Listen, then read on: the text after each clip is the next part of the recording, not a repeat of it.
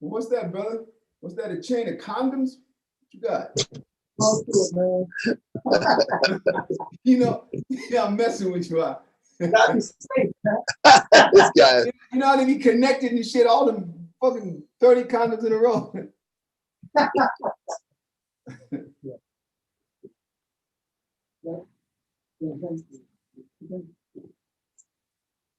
Okay, it's ready to rock. We're good. All righty, brother.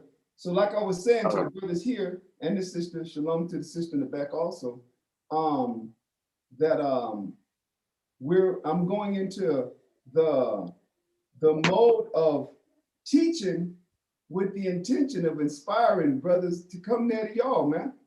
Like the same dynamic that I used to for so many years before, is to really motivate and incite brothers in the scriptures to where they want to come, like what the Spirit hit me with when I was young, decades ago, where it just came to me and said, you go where?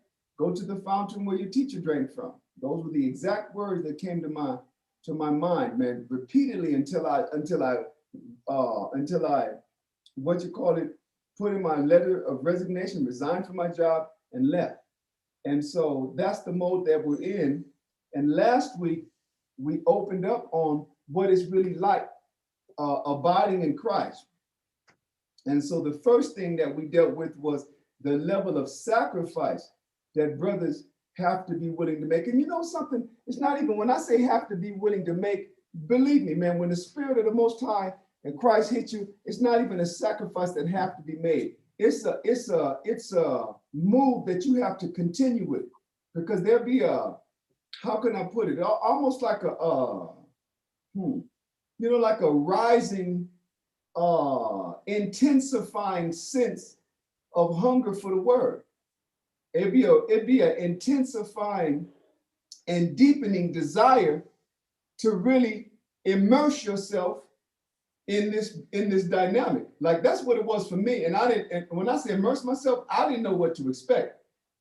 But I do remember vividly that was all that I wanted to do, because at the time, meaning study and be around my teacher and be there for the, for his disposal, man. What you need me to do. And this is how California, Albuquerque, New Mexico, right? We had, back in the day, we had 2 camps in California. We had one camp that was all military, brothers out in Port Hueneme. And then we had the camp that was out of Darby Park in Inglewood. And then over time, we merged the 2 camps. Then over time, 2 camps split again, right? The point is, all of that was the dynamic that the Most High used to build the men that's carrying the work on today. Now, I'm gonna tell you this, a lot of men that started off mediocre and got it and saw it, they grew and they went on to build up. And a lot of brothers that started off great, burnt out, fizzled down to mediocrity, and then fizzled out. And a lot of brothers that were in the quote, giving mediocre effort, mediocre time. When I say time, mediocre study time. Because it was a poor habit that many of the teachers back in the day allowed to be integrated into this experience, going out, clubbing, shooting pool. Not like I got something against shooting pool, but I mean, they would have brotherhood nights where niggas ain't sitting around doing the Bible. I grew up, I already know how to play pool. What I didn't know was the Bible. So you have a lot of brothers today that go back there that didn't grow beyond that mediocre dynamic, that mediocre effort, mediocre study habit, mediocre example, sub-mediocre, below average. And that's why I like to give these classes, because the truth of the matter is they weren't taught to, I feel, as vivid, as clearly as we could have been taught to abide in Christ, to get into Christ and stay and grow in Christ.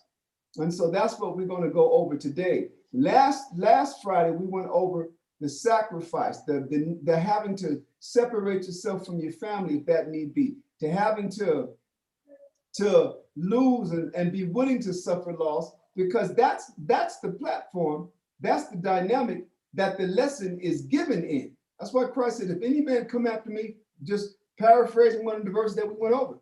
If any man come after me and not hate his mother, his father, and so and so. In other words, I mean, we know when he says hate, he ain't talking about you're supposed to hate your people, your father, your mother. He's talking about nothing can deter you from getting this word. Nothing can come between, nothing can serve as an obstacle that either keeps you from getting to this word, or while you're getting it, that it keeps you from busting out, that keeps you from growing and blossoming. And then he said, whosoever does not take up his cross, that's talking about the life that occurs, the affliction in life, right? The hardships. It's through the hardships that the Most High built us. Everybody that ever evaded and circumvented, right, the hardship process grew up to be nothing.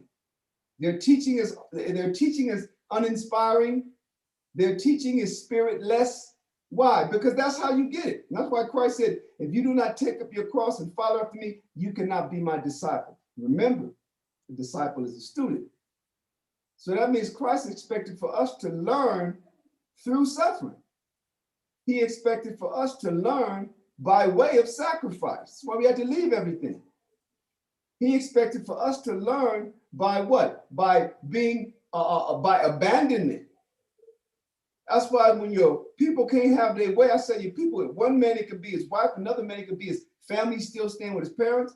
You understand? Still roommating with his brothers, friends. They put you to the side. That's exactly what the Most High wants.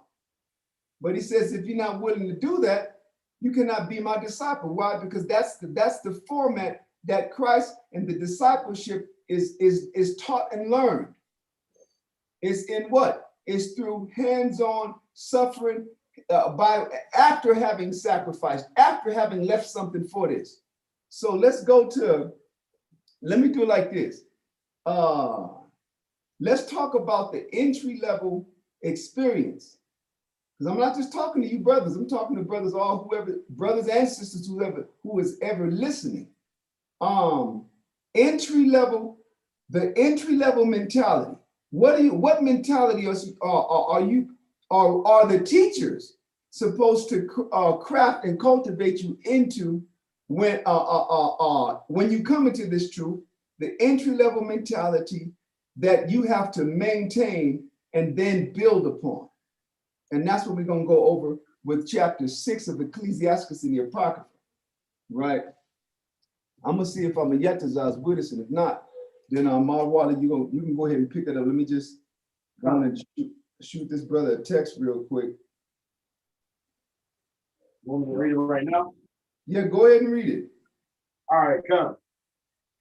Ecclesiastes chapter 6 and verse 1 read, instead of a friend, become no. Chapter 6 and verse 18. You're in the right chapter, but verse 18. Verse 18, read, my son, gather instruction from thy youth up, so shalt thou find wisdom till thine old age. Right. Gather up youth from the, now listen. So this is, of course, when it says from your youth, it's not talking exclusively about your age.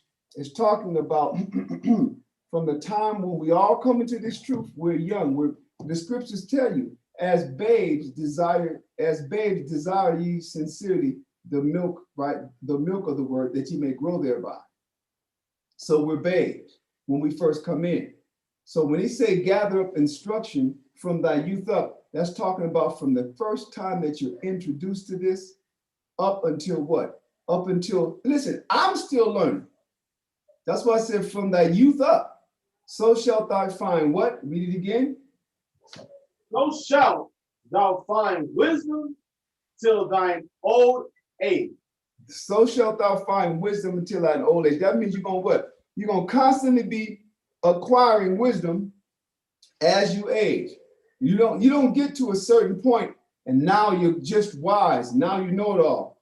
You're wise because of the time spent and that you're still acquiring knowledge. You're still learning how to use what you've learned, what you're still learning, and what you're sharing. It's just the Most High creates all of these circumstances that gives us the opportunity to what? That gives us the opportunity to use what we're learning. That's why we be having arguments, huh? That's why there be contentions. Because without contentions, what is it that you don't get? If no one offends you, you don't get to exercise forgiveness. That's just one random principle, one random spirit that we need to have exercised in us.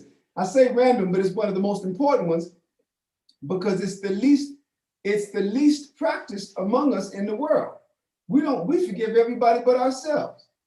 We'll forgive a little Edomite boy will run up and shoot a church. Them same niggas that forgave him before he even asked for it, and he never asked for it. Talking about down in South Carolina, that little dude, Dylan Roof, got taken to Burger King after he shot up a church and killed 9 people.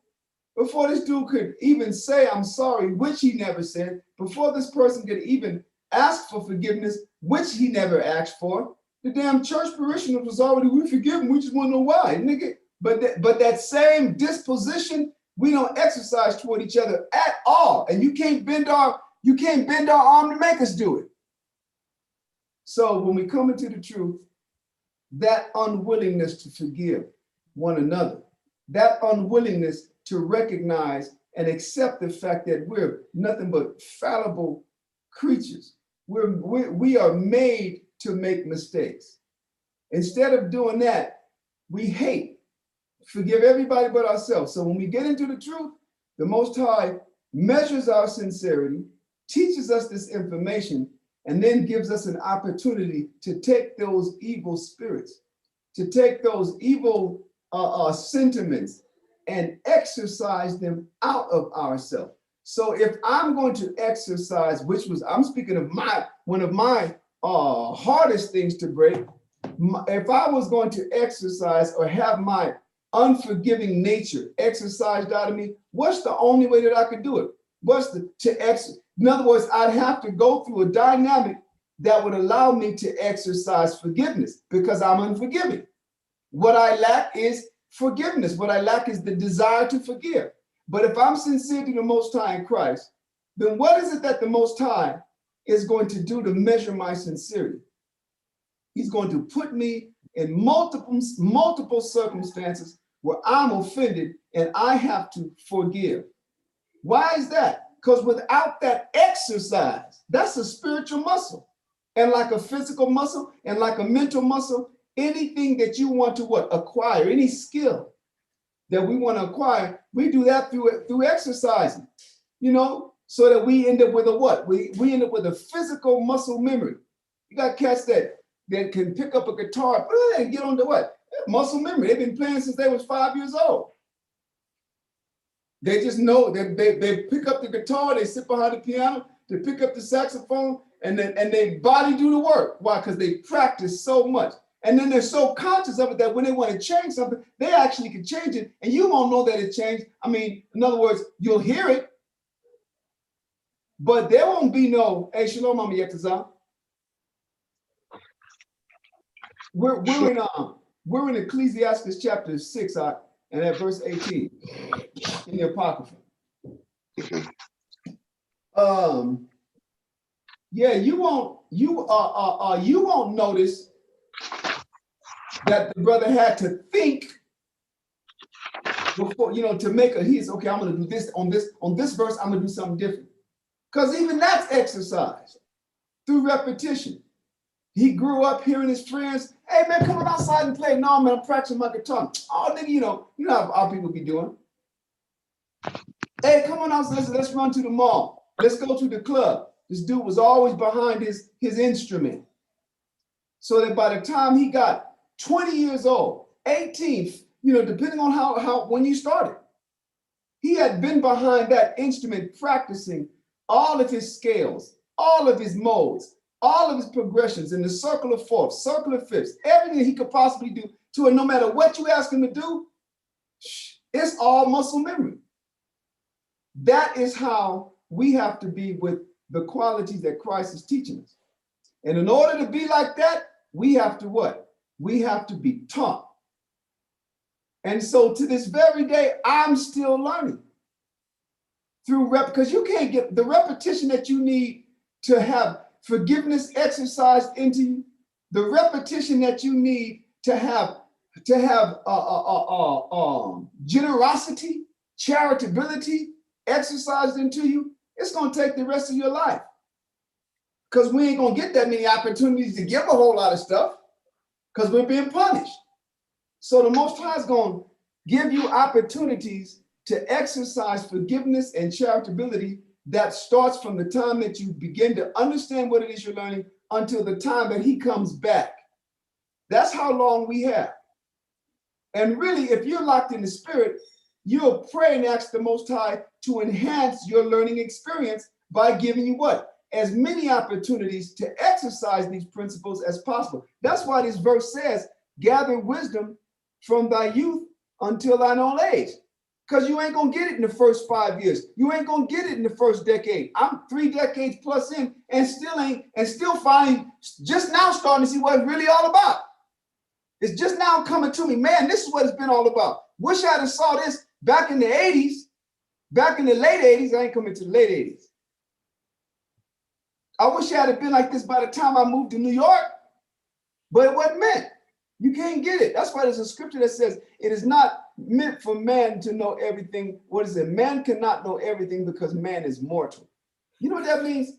That means we ain't gonna never know a whole lot because we die in the middle of the lesson. Life is the lesson, and we always get cut off from our lesson because we die. We can't know everything because we're mortal. And that's proof that the Most High teaches us over lifetimes, plural. This lifetime, I'm gonna get this. This lifetime, I'm gonna get that. I'm gonna yet to go ahead, verse 19. Oh, verse 18 and then 19. Ecclesiastes chapter 6, verse 18. My son, gather instruction from thy youth up, so shalt thou find wisdom to thine old age. Go ahead. Come unto her as one that ploweth and soweth. Now hold and wait on. for her. This is cold, because what I had told him, Mama Yetazah, was we're going into that. You remember last Friday we were like calling all lions. That was the topic. Because I told him what I'm really doing. I'm sharing this with y'all. My endeavor, my objective, my prayer to the Most High is that he use this teaching Mama Yetazah like he used to between the two of us, and inspire people to go and move to wherever the Most High would put in our spirit. And when they would contact us, you got to go to Texas. Oh, this brother's down in so-and-so, Atlanta. Or you can pop over here and catch a brother in Philly. Well, I'm not gonna lie, I'm gonna be channeling everybody toward y'all now. But that's how I'm a Yetazah myself teaching have always been used. So that's what I'm going back into that mode and evoking that spirit. That's why I said last week I was gonna pull away a little bit from the apocalyptic blitz and get back into what? The verses to build the school, to put the call up, have the Most High bring what? To throw the bait out and have the Most High bring the fish in. That's why he said, I will make you fishers of men. So what we're dealing with tonight is once these men come in, like yourself, what is the mentality? I always said it, entry-level mentality. What mind do the teachers have to be able to instill in the men, and then from that point maintain and build upon it, is that of a servant. Come under her as one that what, Amiyatazah? Read that verse again. 19. Come unto her as one that ploweth and soweth, and wait for her good fruit. So that means the objective, the mentality is you're coming in to learn and then work. Now I'm gonna tell you something. Why does it say that? Because that is the platform upon which we're built, Doc, work. Building. And so the less of a platform, the less of a school structure that you have that requires work, like a Ward just said, we got these brothers, man, they doing another late night thing and so. But they'll be in, and by the time they come in, they're gonna be exhausted. Good, because that's how we came in. That's how I came in. That's how I am still. Shit, that's why he's late, guaranteed. Yeah. I'll be holding down classes for us on Tuesdays and Thursdays. So So we got Monday, Wednesday, Tuesday, Thursday, Friday with y'all, Saturday again, and then our meeting on Sundays. We literally got if you're not, days, huh? honestly, if you're not exhausted, you're not in the work. Right. Honestly, That's the that reality. that that Go that ahead. is. I'm sorry, but that is like, as you were just speaking there, I was thinking to myself that really, Calcarb, with no disrespect to you, right? I feel that you have to go back to how you were back in the day when you helped to build San Antonio, where they owned that school, they owned the brothers' homes, they had multiple locations in what, 4 or 5 malls, Right. from the lower mall to higher end mall. You have to go back to that spirit, because right now in Israel, that it's all these camps are watering down the dynamic. They're making everyone think that this is about just calling yourself Israelite. They're making everyone think this is about the numbers. The work isn't getting done. And whether these new, like I said, for me, this is about, we have no loyalty to anybody, only to Yahushua. This is about the work being done correctly, right? And we know what the Most High wants. The brothers in San Antonio know what it takes. They've been there, they've experienced it, and we have to stop deviating for these new people, to make these new people feel comfortable. No, Right. it's not about that. It's not about, because literally, honestly, this, like, just when my alarm went off, I was like, my God, I just felt like death. I'm so tired. I'm so exhausted, but this is how I felt in Guatemala. This is how I know the Most High is working through me again, because this is what the Most High wants. He wants to put the flesh to death. He wants the flesh to be on its knees, because that's how Right. you grow in the spirit.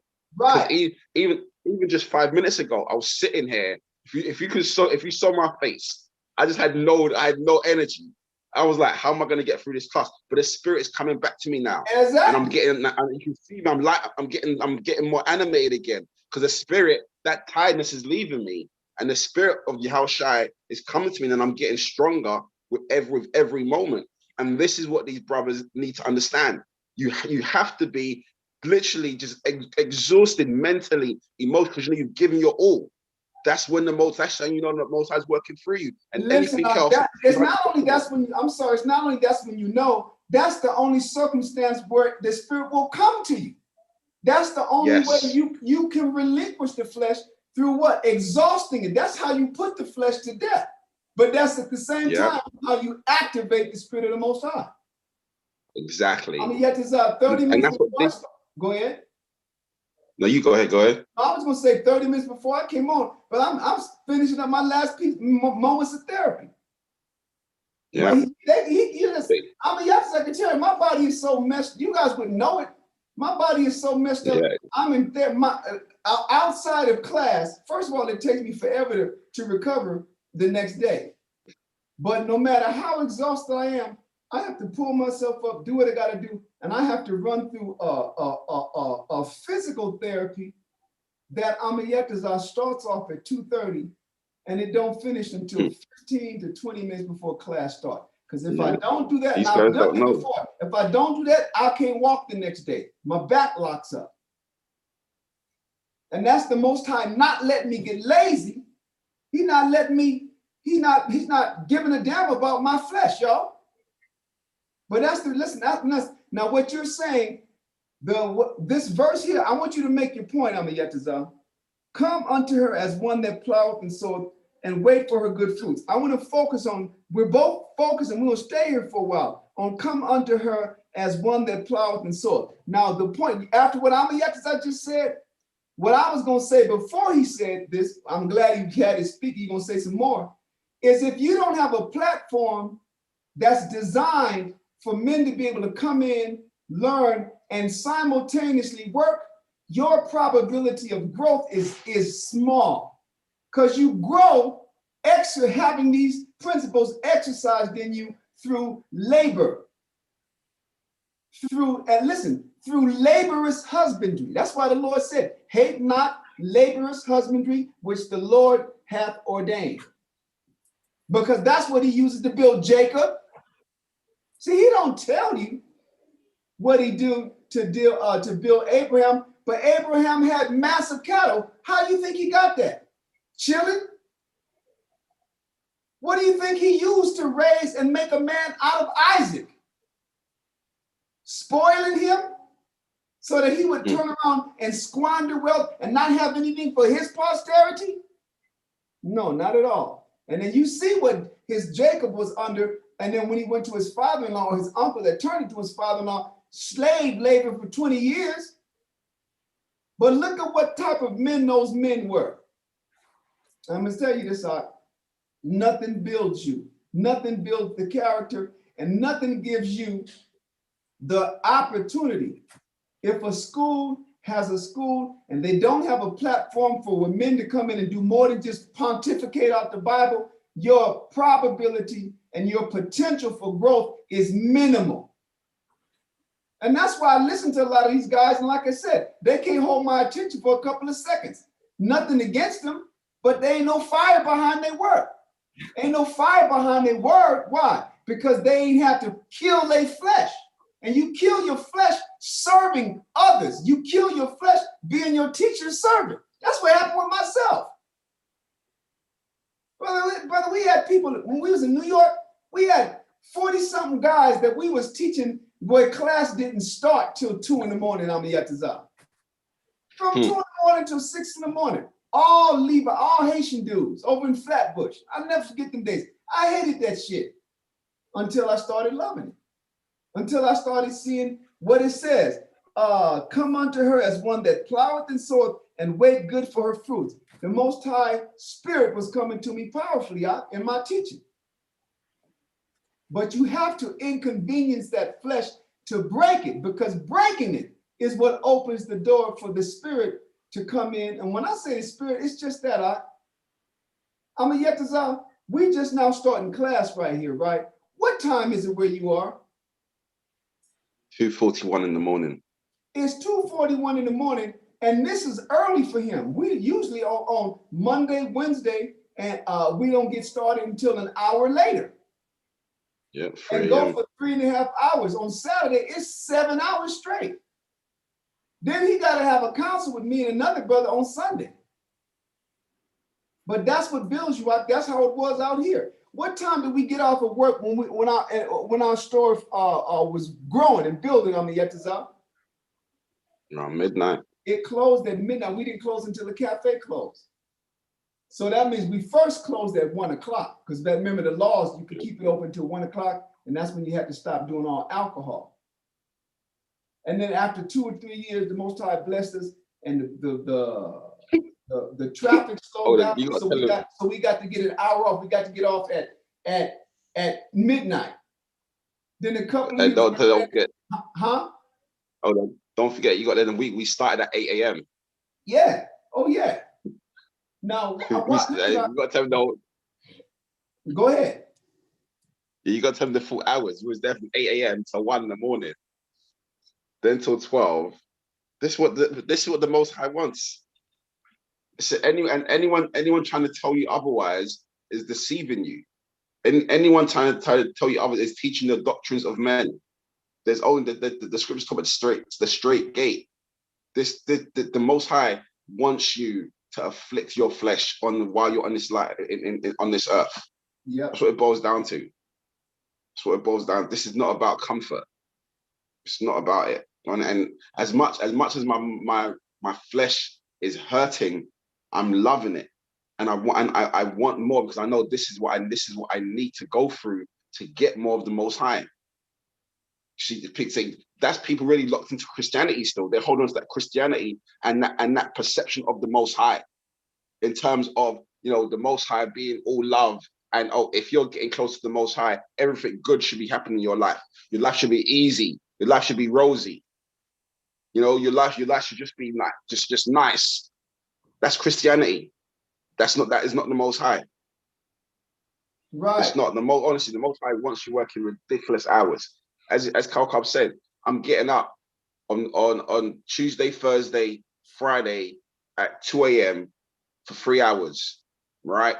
So we're finishing class at 5. A lot of times it goes on afterwards. We didn't finish yesterday to nearly 6, Because right? after every Then class, you and me have to have a brief counsel.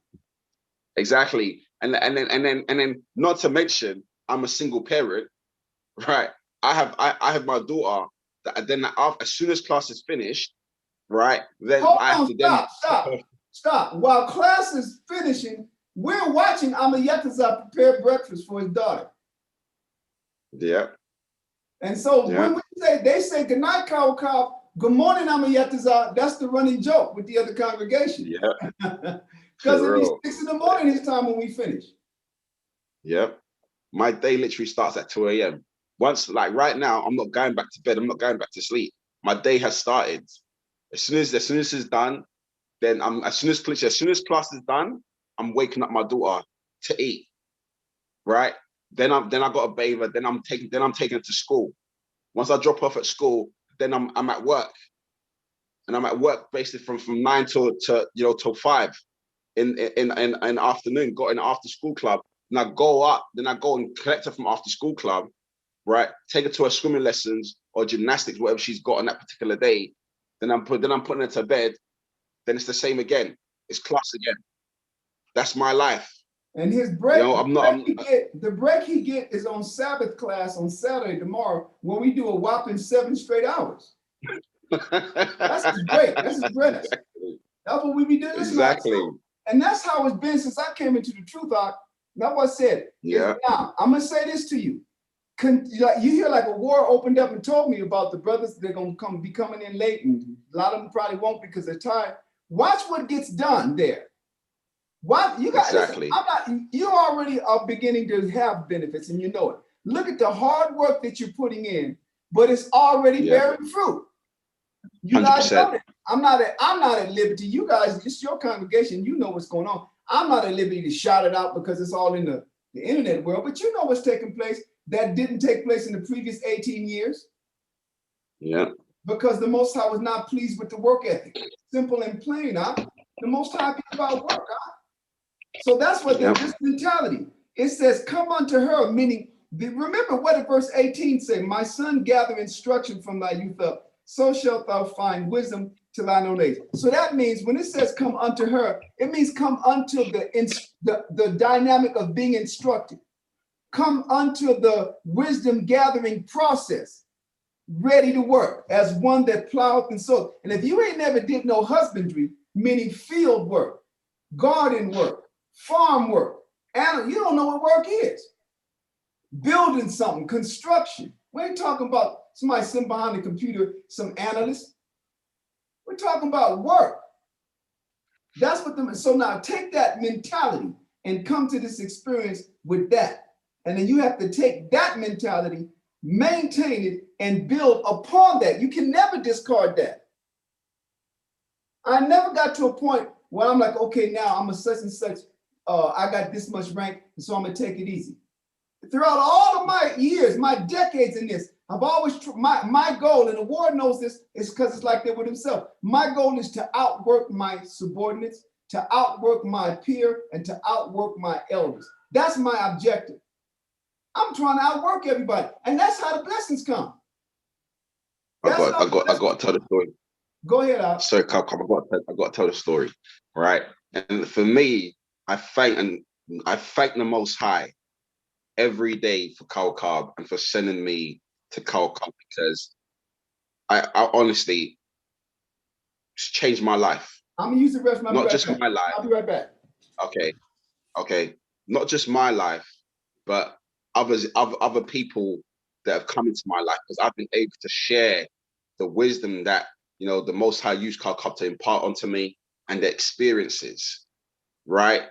I cannot stress the importance of having an elder, a leader that is an example, right? That does the work and shows you what needs to be done. Calcab always says, Calcab will be at the store when we're, before we're getting there, to make sure that, and it showed us Calcab's not playing around. You know, you got to make sure you're there early. We just said, where we were getting off at 1 o'clock in the morning. Then you got to be at the store at 8. Don't you think you're tired? Then you think you want to have more sleep. But you know, if you know Car Club's gonna be there, you can get blazed up. Then you're beamed up, you're sharp. You're like, nah, you fight that sleep spirit. I saw Carl Cobb lose women. I saw Carl Cobb neglect his children for the body. That taught me how to think. That taught me when it was my turn to lose my women, to stay strong, to stay focused on the work. When my daughter was taken away to her, when my daughter's mother took my beloved daughter away from me, I remember Carl Cobb, he walked me through those lessons and that experience and guided me to keep me strong, to keep me focused. Where other men would have broke, where other elders would have told their men to feed into that loss, to feed into that weakness, and to fight to prevent that loss from happening. Carl Cobb said to me, no, let her go. She'll come, the most I will bring her back to you, but focus on the work. Hearing those words strengthened me when I was suffering inside. Hearing those words helped me to lock in the spirit.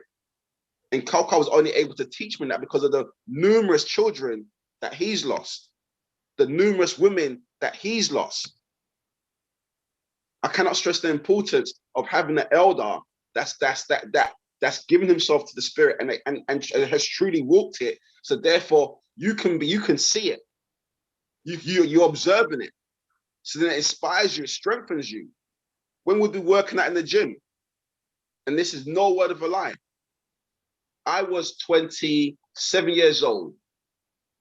That would make Carl Cobb would have been in his 40s, right? There wasn't one exercise that we did that Carl Cobb didn't do double than me. I'm talking about we'll be doing chin-ups. I'm struggling at 10. Carl Cobb was doing 30 and getting strong with each rep. I used to watch him and I was like, how are you not getting tired? It used to annoy me. I'm like, how do you just get stronger and stronger? I never once saw Carl Cobb hold over tired. Imagine seeing that. Imagine the strength it gave you. Imagine how it just inspired us to keep pushing. Honestly, like when he says his goal, a world's goal, is to outwork their subordinates, he's not lying. No word of a lie. That is my experience, and I'm so thankful for it because it's pushed me. Now I'm 41 years old, right? And I'm outrunning youngsters. I'm doing 10K runs regularly, right? In less than 1 hour. That people in their 20s and 30s can't do. Because I witnessed Carl Cobb outworking me.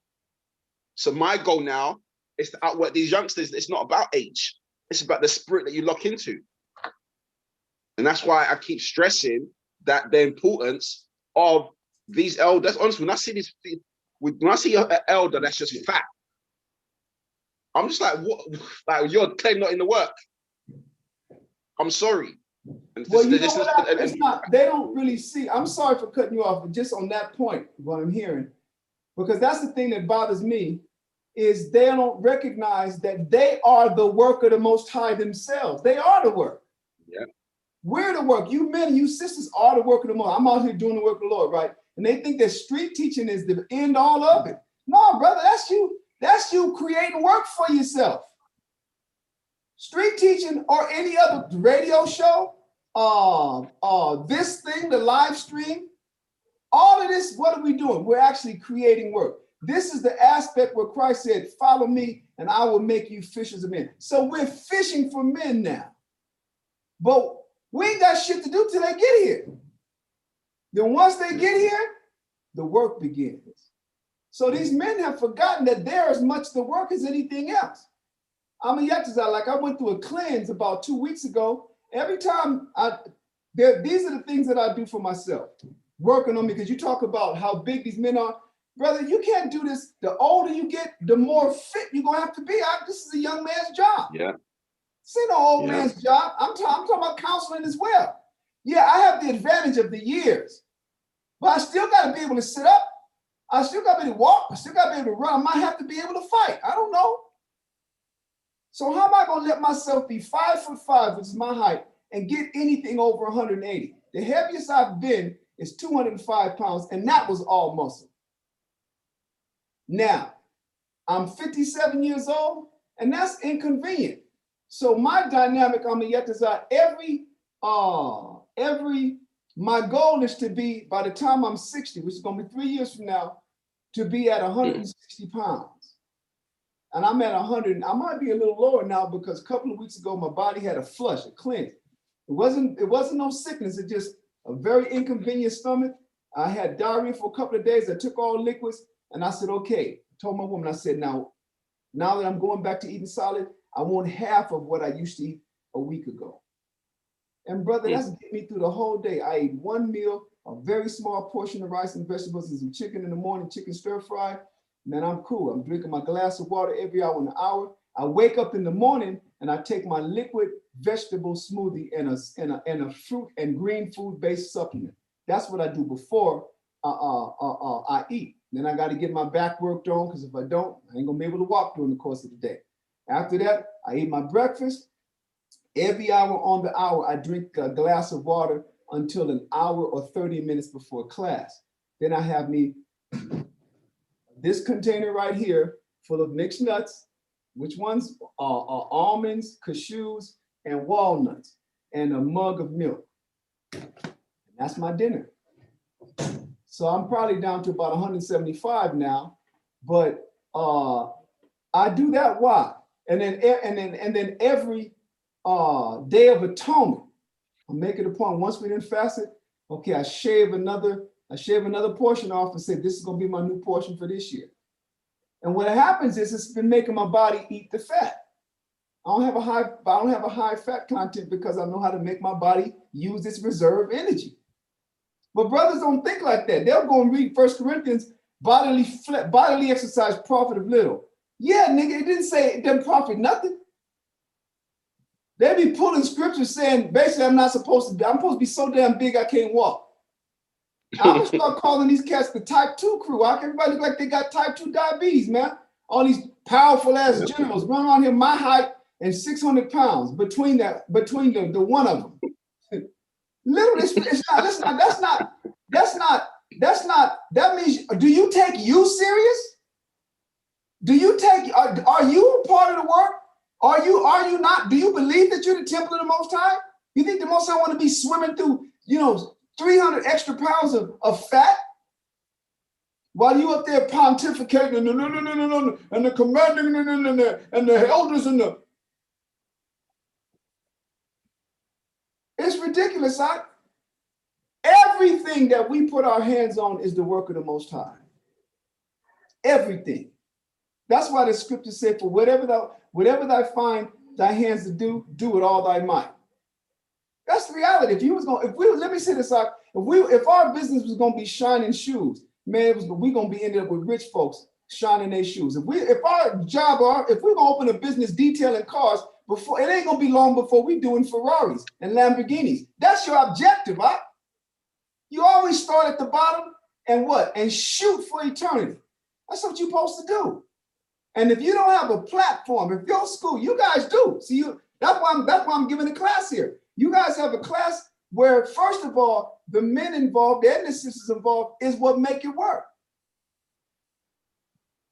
How do you keep the doors open but through the business? But see, what does that do? What does that do for the members of the school? To work for a business that keeps the doors of the schools open. That is you assuming responsibility for making sure that there's a place where people can come and learn the work of the Most High. That's why you got to have a work ethic. That's why you have to have a platform to be able to build these ethics. This is how you learn one another. A lot of you know your coworkers better than you do brothers and sisters in the truth. Because why? Because we spend more time. If you don't work with the body of Israel, you spend more time at work, huh?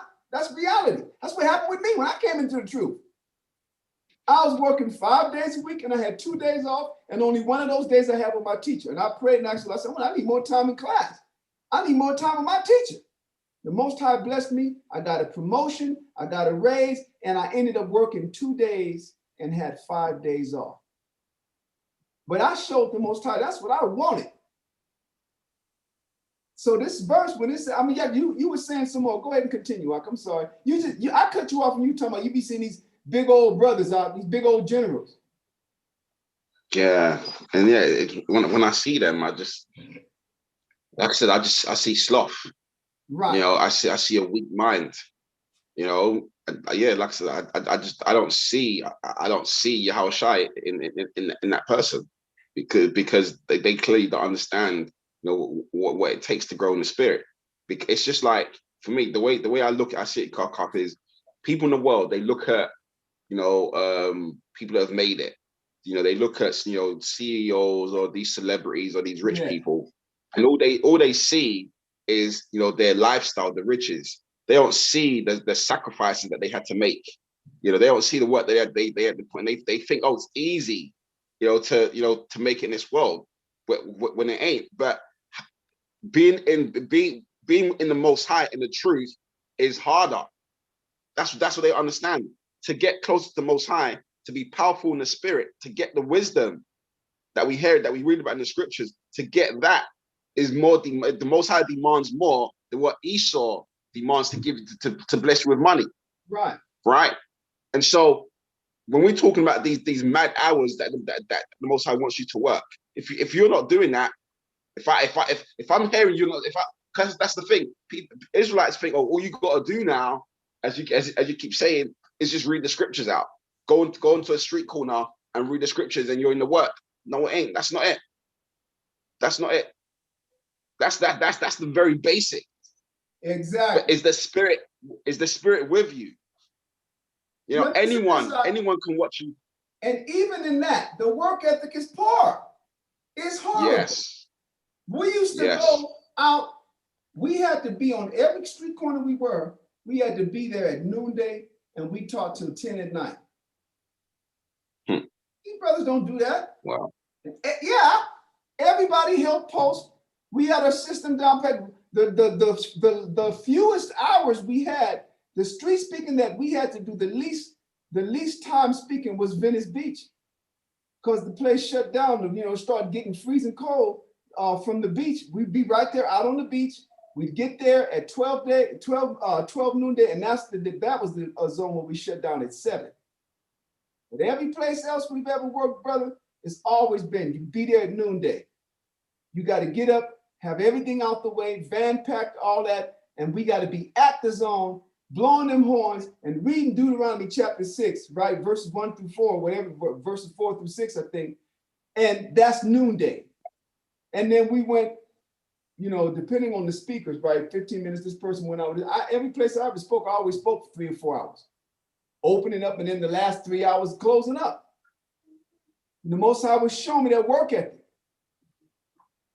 So even, I mean, you have to say, even when they do that, you know, it had gotten so bad where brothers supposed to be taking cats out to street speak, and they leaving at 5 in the evening, leaving at 4. I'd be calling the brother and text, bro, are you going or what?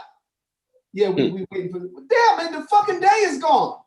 Y'all excuse my language. I'm getting mad when I'm talking to him, you know, about it. The day is gone, man. What do you mean you getting out this 4 o'clock? Then when they get there, they stay for an hour or 2. And that ain't the work you came up doing. You came up putting in hours. So anything that you don't take a man through, that you went through, you're cheating him. You're robbing him, because you haven't. You know how it goes. And that's why you have to be hard. That's why the scriptures say, come unto her as one that ploweth and soweth. Have you ever plowed a field? Because plowing a field ain't no joke. Taking a field and plowing is taking a field and preparing it so that it can be sowed, meaning that it can be planted. That ain't no joke. That's hard ass work. I'd rather build a house than that.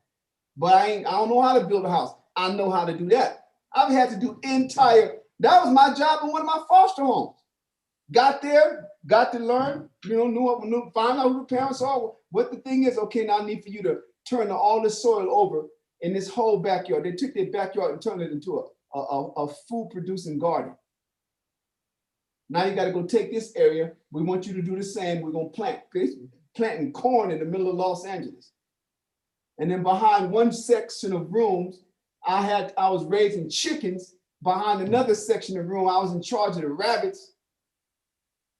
Because these old people was they were from Louisiana that raised me, the last foster home I was in. And brother, plowing a field, and they was meticulous about it. Like, you can't just turn it over. Now you got to pull off, take the layer of grass out. You got to go in and pull out you got to make sure there's no blades of grass because we don't want lawn anymore. This is going to be a farm. And I was all mad as hell, but I didn't realize that was all these old Louisiana couple knew how to put a work ethic in me, a city dude.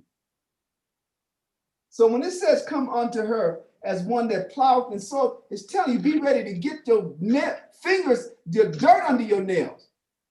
Be ready to get up before the sun come up and be ready to not finish until the sun is gone down or just before. That's what the Most High want of us, huh? Continue on me, Yetazar. Verse 19. Come unto her as one that ploweth and soweth, and wait for her good fruits. For thou shalt not toil much in laboring about her, but thou shalt eat of her fruit right soon. So there you go, huh? Listen, that means unlike a physical labor, you begin to reap the benefits of your hard plowing and sowing soon, because the spiritual qualities come as soon as you adopt the practices that what? As soon as you adopt the mentality and embrace the practices that give them to you. The longer you fight, the longer you run from it, the harder you, I'm gonna come to you, the harder you stay in that zone, the longer it takes you to get it. Listen, let me put it like this. I'm not gonna lie to y'all. I want to say everything, but I'm going to say 95% of the things that the Most High put in me using New York, I got it in my first year and 3 months. Because after that, I was gone. I never spent a lot of time in New York. I got there in June of 1 year and left September the following year to go to Albuquerque, California, and Texas. Then my next time I would go, I'd spend 2 months there with nothing to do because we was the road crew. Then the next time I got sent back, I stayed for 10 months. That was between 95 when Yaquab died and October of 96. That's what it was, what happened. I only stayed there a short time, y'all, because everything that I got, I said, I opened my mind to the experience. I'm a Yetazar, you was gonna make a point. Yeah, I want to tell these guys that the young men and the students, the mindset that they have to be in. So once you do have an elder, that's on point. Thankfully, in our camp we have a war. You guys have Shamshwan, you have a war. You know what I'm saying? We got Kawakab. You got to submit yourself.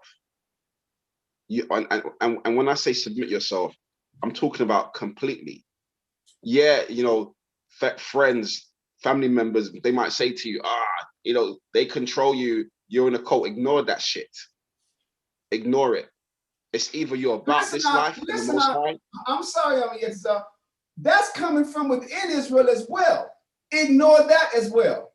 And how do you ignore that? Exactly. That's coming from other elements that's constantly challenging the war. Look at their works. What are they responsible for? I can tell you what, nothing. Yeah. It's floating back and forth. They ain't got shit. They don't have anything to show for the decades that they have in this work. Listen, I'm being, and you all know I'm being truthful. It's not hard to ignore them, because what you want to do is realize that what? Works speak louder than words. Actions speak louder than words. Where are their works? Who have they said, okay, this is the group I'm going to be responsible from the seed planting, from the sowing and from the plowing and the sowing until what? To see it to fruition. Where is it? Because they're going to always be there, what do you call that? Scrutinizing, right? Constantly scrutinizing the war's decisions.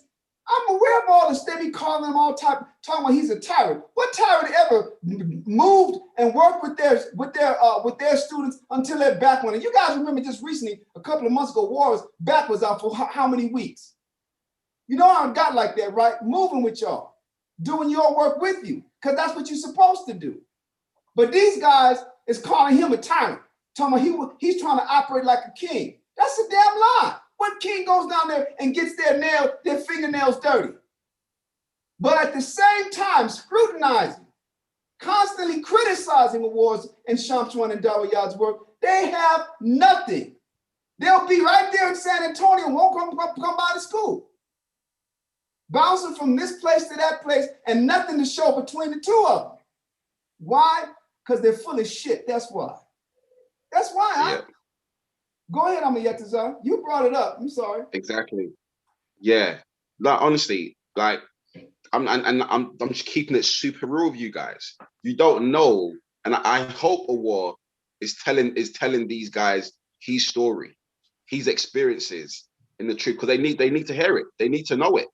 Because just like how this new generation, they don't know what you guys went through. When I came into the truth, that's what I'm saying. I'm so grateful. I'm so grateful. Not only did I have Kaukab with me every single day, guiding me, imparting, you know what I'm saying, all the stories, the knowledge, the way to think. Kaukab would tell me about a war. It was a war that inspired me to go as hard as I was going. Kaukab would tell me about Awar's works when he was growing up, when he was a teenager in this. Yep. You don't, Awar's been this since he was a teenager. Since he was 15. And these guys have the audacity to disrespect him, given his life since he was a kid. Hey, let me say this. While the rest of you guys were out chasing girls. Awar was being groomed for professional baseball when I met him. He was being groomed for professional baseball. And he was that good and better. And when he finally got old enough, when he graduated high school, he did him a little dissertation before his class that all but lost him that scholarship, and came on and said, F that, and came into the truth and been there full time ever since. Simple and plain, huh? This is the reality of it. Because and then you've had other people, other men in charge of that location. And tell me about the growth. I'm ready to shut the hell up and let y'all tell me about the growth that took place from 1999 when I left up until 2018. Exactly. When the person who I left finally left. What happened? It was all lost. You lost the home, but not before it became a shabby shit shack. You lost the school. The business got run into the ground. Men got run into the ground. You lost men. The only person that's there when I left is Shamswan and Awar. Everybody else is new. I was saying, when you be listening to these men talk, ask them about their works. And then guess what? Then you have 1,000,001 excuses. Yeah. You don't get them, and listen, and I'm gonna be the blame. Guaranteed, right? Because I was nowhere to be found. And I need to say something about the Kaukab. These men need to stop doing that. If they're watching, they need to stop doing that. And I'm trying to tell you, breath with that. You wasting your breath with that. They ain't gonna never stop. Let me tell you, young men, then, when these guys are coming to you and they're getting into your ear and they're talking shit about Kaukab and the war, you tell them to shut. You tell them to shut up. I don't care whether they're hiding you in rank. You tell them to shut up because it's wicked. It's bloody wicked, and it hurts me to know they're doing that, because I was with Kaukab every day, seeing Kaukab reaching out to these men, seeing Kaukab thinking the best of these men when they were showing Kaukab nothing but wickedness, when they were ignoring Kaukab. I could see it. I was trying to convince Kaukab, boy, that there's something there, Kaukab. These guys don't like it. He would not see it. He's like, nah. He continued reaching out and come and visit me. Come and visit me every year. They tell him no. I saw Kaukab fighting to maintain a relationship with these men, and they did not want. They did not want to. And now they're coming to you guys, who weren't in the work, who weren't in the truth, so you don't know nothing. And they're coming to you guys trying to tell you bullshit, trying to throw dirt on these men that helped build me, that helped make me the man I am today. Ignore them and you tell them to shut the fuck up. You tell them, don't come here again, because it's wicked. And they say upset, honestly, it upsets me, Kaukab. It's wrong. They're creating division and they are destroying your spirits. They are preventing you guys from benefiting from Kawkab and the war. And it's wicked. It's wrong. They are trying to create division in Israel. They're trying to create division within the men, and it's wrong. If you guys have issues with Kawkab and the war, then you deal with them. You don't go to the younger men and try to poison their minds. That's wrong. Absolute wickedness. Like I said, a war and Kawkab, they were my inspiration in this work. They fed my spirit. When I was in Guatemala, I wanted to go to San Antonio just to meet a water class. I had to meet this guy. I have to meet this guy that Kawkab has been telling me about, that I have modeled myself upon. That's what fed my spirit, hearing what a war did. And I want to be like this guy. I want to be used like him. That's what was getting me on the street 15 hours, pushing myself every single day, because I said, I want to achieve what a war did in San Antonio, in Guatemala. And that's the truth. And anyone telling you otherwise about a war or Kawkab is a bullshitter, is a liar, and is a servant of Satan. Damn. The shit angers me. It's wrong. It's wrong because they are preventing these young men from growing. It's wrong. It's absolutely wrong. Leave these guys to do what they're doing. I've lost women. I've lost children, but I got through it, and I'm strong. And now I've got my daughter back because of Kawkab's experience, who guided me through it. So when these men are coming to you and they're feeding you weakness, how are you gonna be able to go through all this stuff that the Most High is gonna put you through? It's inevitable in this life. The Most High is going to afflict you. That's what you don't understand. It's not a war doing this. The Most High has put in the spirit in the war to make you go through it, because that's what you need to grow. A war's not the tyrant. If anyone's the tyrant, it's the Most High. You guys are being carnal if you think it's a war. You're being carnal if you think, oh, a war's trying to break you, trying to destroy you. No, he's not. He's trying to build your spirit, because he knows what he went through. And he's trying to make you go through the same dynamic so you can get the spirit. Israel's full of shit, for real, Kawkab. They're full of shit. And it's wrong. I'm going to read this verse. Sure. That's okay, man. This is Matthew chapter 23, and we're going to read verses 13 and 15.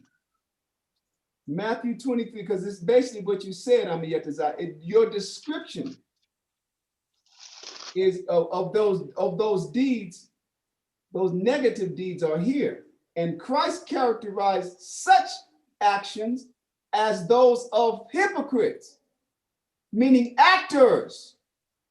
Actors, y'all. They're not really doing it. They're not really in it. They're cast like the movies. Fucking Hancock. That nigga can't fly. He's a homosexual actor. Come on, Will Smith, the Karate Kid daddy. Nigga, man, Hancock. Nigga, he's an actor. That's a damn blue screen. He ain't flying through the streets of LA. Go ahead, read verse 13. Matthew 23 and 13. Matthew 23 and verse 13. But woe unto you, scribes and Pharisees, hypocrites, for you shut up the kingdom of heaven against men. For you neither go in yourselves, neither suffer ye them that are entering to go in. Yeah, so in other words, they'll do everything it takes. Hold on. They'll do everything it takes to keep what? They don't want to come through the process. These men came, listen, you're going to be surrounded and constantly encountering men that came through the process. And all they got out of it from the old days is what? Is negative. Brother, I got it all. The Most High used my teachers and my peer back then, right, to teach me how to be and how not to be. I ain't mad at them for not doing the wrong thing. I'm just glad I got the lesson. And brother, did Kawkab make mistakes? Hell yeah. Just like all of them did. But what am I doing? I'm teaching. I'm still teaching. Because the scriptures say, like these brothers will always quote or misquote or misparaphrase, a just man falleth 7 times and riseth up again. It's about to fight, huh? And I'm not going to stop making mistakes until Christ make me like him, until the Most High make me like Christ. Literally, you have men that never stood for shit for the flock, and they're mad at me because I went in one day and in about 5 seconds cussed out some peer of mine, subordinates, and then all hell broke out between the camps, and so it's Kyle Cobb's fault. That may be so, but what have Kyle Cobb been doing ever since I left that house? I've been making up for that moment, and the Most High been honoring it. That's why our work haven't fallen, and they don't even have work. When they got put in one of them hands, fucking had 20 years to lose everything. Another one won't even assume responsibility for nothing. He's gonna always talk about the body, the body, the body. But you know what? He done turned into the cancer in the body. Don't you know any shepherd, any steward is responsible for building and developing the members that become members of the body? You don't just say, okay, this is the body, so I get to do less because I'm the head. No, you got to do more. Just like the brain is responsible for determining the nutrients that go everywhere that you eat, so that you can have a strong limbs, your strong extremities, your strong internal system. Who's responsible for that in your body? The brain. All you got to do is give it the proper raw materials called food. And then the brain determines the proteins and the carbohydrates and the fats and the minerals and the vitamins and the trace elements, the calcium, all that stuff, where does it go? The brain determines where it goes. It's up to the teachers and the stewards to develop the body that's going to work with them. And you have men that won't even do what it takes to develop men. And that's what it means when it says, ye hypocrites, for ye shut up the kingdom against men, meaning they keep other people from going through what they got now that they're turning away from it. It says, for ye neither go in yourselves, neither suffer ye them that are entering to go in. And that's what I was talking about when they're always complaining and whispering in ears. Go build something, nigga. Show me how it's done. If I'm so wrong, show me how it's done. Where's your example? No, this is the body. Nigga, shut your cancerous ass up. That's all you are, is a cancer. You're malignant. Everything is Kyle Cobb's fault. Nigga, go make a blues album and publish it. Nigga, I want to hear the songs on that album. It's ridiculous, huh? Go ahead, verse 15. Matthew 23 and verse, you're in 14? No, I want 15. I want the ones that specifically deal with the dynamic. Matthew 23 and verse 15. Woe unto you, scribes and Pharisees, hypocrites! For you compass sea and land to make one proselyte. And when he is made, you make him twofold more the child of hell than yourselves. In other words, they'll go everywhere to teach somebody. That's what it means when he says you'll compass sea and land. Yeah, you'll go places. They're always on the road. They're always this spot here, this spot there. Yeah, we're doing this over here. But once those guys come under your influence, they're fucked up like you guys. And all the ones that you watch this dude teach, what are they known for? They're known for the nothing that they want to do for the body. That's the reality. And that's why the Lord said, when you come to get this wisdom, to instruct yourself, you get it from your youth until your age. Why? Because everybody comes in and gets it from the youth, but not everybody maintains it till they age. That's what verse 18 is telling us. You gotta stay constant. So everybody that comes under their influence, is known for the nothing that they do in Israel. And that's reality. What is their responsibility in the body? What does their contribution do to keep the doors open? See, it ain't about just sitting on that podium. You can't get to the podium until you assume responsibility for something. That's what gets you to the podium. That's it. It ain't nothing else. And so you had to guide my successor, who was just giving out positions. Shitty ass work ethic because he was too lazy himself. So let me just let this dude do it. That's the reality of it. That's the reality of it. And you know what? Let me say this. Works speak louder than words. That's all I'm saying. Works speak louder than words. What was there when I left and what happened when I left? That's the reality. And it ain't done. What's happening now? What's underway now? What's evolving? What's developing now? You got something developing now, and you guys know that. And so that's why the Most High in Christ in verse 15, woe unto you scribes, Pharisees, hypocrites, for ye compass sea and land. You'll go everywhere to make one proselyte. And when he is made, once you done taught him, once he done came under your influence, what happens? You make him twofold more the child of hell than yourself. That means he's worse than your worthless ass. That's what it means. He's twice as useless as you. I said, man, you know, you have to say, you said something when you just got on. You said you need to go back to the way. I started that last week with my chastisement, man, with my admonishment. I ain't backing away from that because that's how, and even myself, I'm guilty of it. I'm guilty of being watered down. In other words, just not, you know what I'm saying? I'm yet to start because I haven't been there, so they don't know me, so I don't want to be too hard. You know what? That shit goes out the window last week, obviously. Because you can't build nothing like that. Nothing gets done. That's mediocrity. That's what allows mediocrity to creep in. You know, watching out for people's feelings. So let's get back to chapter 6. So now the process. Once again, what is our mentality coming in? We're coming in expecting to be worked like damn slaves. And I'm going to prove that to you. Because that's what we are. We're servants. We're servants, y'all. And even in Galatians, it tells you that even the heir, though he be ruler of all, while he is a child, he is treated no different than a servant and is under governors and tutors. That means what? Governors, people that control him, and tutors, those that teach him until the time appointed comes. That's how you deal with a son. It tells you that in Ecclesiastes chapter 30.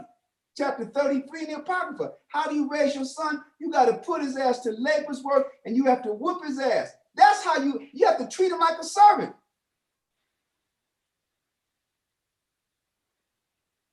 And the brothers are trying to take you and make you think that you're being mistreated. They're trying to mistreat you. They're trying to deprive you of the process through which the spirit of Yahweh Shai, the Most High, is evoked upon you. That's why the teaching is boring as hell. You got one guy, when he opened the Bible, between the two of them, he sounded like he got fucking Alzheimer's. He can't string a thought to a verse. Anytime you get these guys that just completely need armor bearers where they don't pull them on scriptures, that's what that is. That means the nigga ain't studied in so long that he needs somebody to pull a scripture and then he'll wrap around what the scripture is saying. Brother, you think I don't know these strategies? I know what people be doing. That means he ain't in the book for at least a decade, maybe and possibly longer. And that is a sign when the Most High have pulled his spirit up off of you, because a true teacher can't stay out of the book because the lessons don't stop coming. They don't stop coming to you. I'm going to read on down. Read 19 and then 20. I'm going to focus on 20. Go ahead. Ecclesiasticus chapter 6 and verse 19. Come unto her as one that ploweth and soweth, and wait for her good fruits. For thou shalt not toil much in laboring about her, but thou shalt eat of her fruits right soon. Go ahead. Verse 20. She is very unpleasant to the unlearned. Stop. He that Stop right there. The process. Remember, what are we reading about? We're reading about the process. Verse 18, the instruction gathering process, the wisdom accumulating process. That process is very unpleasant to the unlearned. Now, what state are all of us in when we first come into the truth? When we first get to the truth, are we learned or unlearned? Somebody can answer me. I don't mind miming. Do it in sign language. Are we unlearned or learned? When you came into the doors of this school, were you learned already? Did you know this already? Wow. So what form were you in? I was unlearned. Right, as we all were. So that means it's supposed to be unpleasant, y'all. But as you move forward in it, you become more knowledgeable. And if you accept it, if you come in and do what the scriptures say, if you immerse yourself in this, then guess what happens? You acquire it. But there are those that will sit next to you. And what? They will not immerse themselves in it, or they will immerse themselves, and then through the dynamic, like it says in Matthew 13, where it talks about the 4 seeds that are dropped. Of those 4 seeds, only one of them stays and brings forth fruit. Because some of us, what does it say? It says the illusion of riches, the deceitfulness is what it says, of riches. Now that means we be distracted. We be getting these ideas that's designed to make money or to make things easier. This experience, the Most High ain't trying to make it easier on us. He's trying to make us wiser. He's trying to make us harder workers. He's trying to make us more perseverant, right? Which means diligent. So she is very unpleasant to the unlearned. That's all of us. It initially starts off as an unpleasant process. Continue on the other side from the top again, verse 20. Verse 20, she is very unpleasant to the unlearned. He that is without understanding will not remain with her. So how is it that you not remain with understanding? It says he that is without understanding. How is it, what is it that you have to undergo where you have submitted yourself to this learning? Initially, it is unpleasant, but you get understanding. What is the process? What is the phenomena that detains or that keeps you from getting the understanding? What is the understanding? See, that's another question. I'm explaining. Knowledge is what we're receiving. Any set of information. You guys could be sitting right now in a computer programming class getting knowledge. But how do you take that knowledge and benefit from it? You got to have a computer. Everything that they're teaching you, you need those materials to exercise the knowledge against. And whoever can come the closest to doing what they're learning, they're wise. Why? Because they're actually doing it. Man, I made this computer program and such and so forth. So knowledge is any series of information that you acquire. But the wisdom is what? Demonstrated through your ability to properly use what you're learning. And then the understanding is literally an appreciation of that process. Meaning, you got the information, you used it right, whoa, you saw the outcome. That's wisdom. Understanding is the ability to go back and duplicate it, because that's what proves that you know it. That's what the measure of understanding is. It's an appreciation for having undergone a lesson, used it properly, and saw the outcome. And because of that, you can go back and what? And duplicate the processing.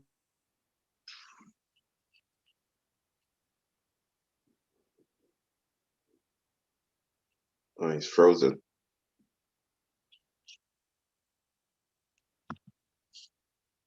We'll be back in a sec. I want to say to you young guys, telling you, submit yourselves to a war.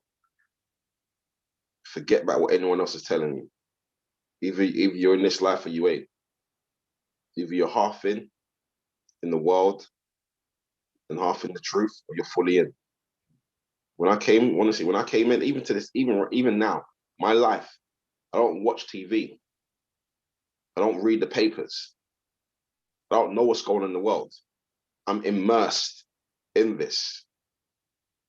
This is how I got the spirit when I first came into the truth. First of all, I had to move to Guatemala, right? Where they only spoke Spanish. Everything was in Spanish. I didn't understand Spanish. I couldn't read the papers in Guatemala because I didn't understand the language, right? And so I was already out of my comfort zone. I was already out of, my own country. I moved to another country where there was no one that I knew. There was no distraction. And so I had to just give myself over to the spirit. I gave myself over to Kawakab. I accepted that I didn't know how to think because I was coming from the world into the truth. And the truth is a different world. It's a different realm. It's a different mindset. where you cannot apply that worldly knowledge. You have to accept that you don't know anything. You have to accept that you're literally coming in as a babe. You're a baby. You're a child in this. And just like how children don't know how to think, their parents have to think for them and guide them. That's what a war and Kaukab are for us. Now that might prick your pride, but humble yourself, break yourself. That's one thing I always just tell myself. I have to break myself and just keep submitting. This is the mindset you guys have to be in, the students. Go ahead, Kaukab. I'm sorry. Yeah, man, you know how it is. Every now and then my internet goes out.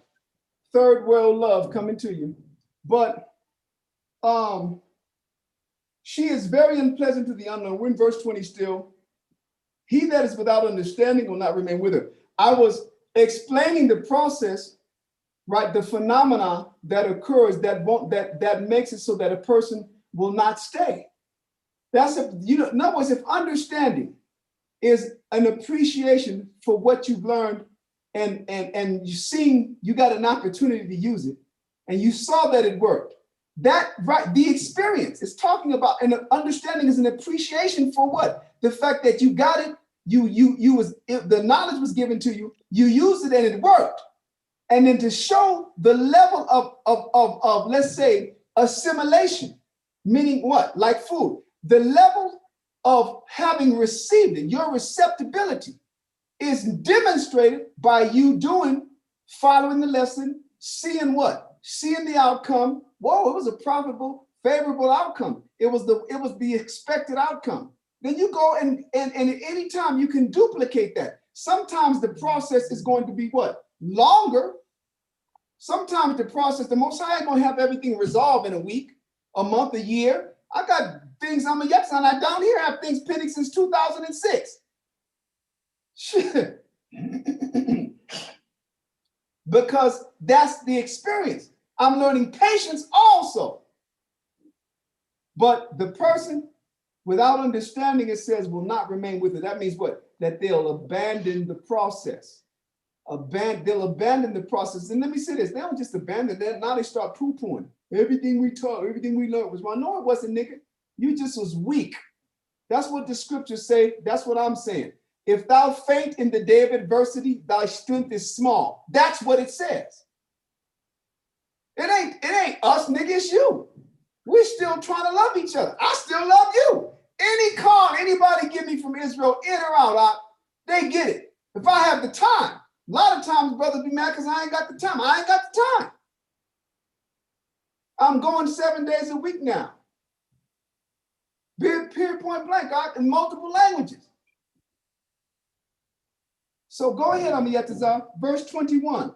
Listen again, the process. What will this process be like to the person that's unlearned and stays in the state? At this point, they're no longer unlearned. They're what? They're rejecting, right? They're rejecting the experience. Because all of a sudden now we had to deal with some affliction. Well, ain't that what characterizes you as a follower of Christ? The very fact that you're being afflicted? Isn't that the signature? Isn't that the seal of apostleship? Affliction? Go ahead, Amiyatazar, verse 21. Verse 21.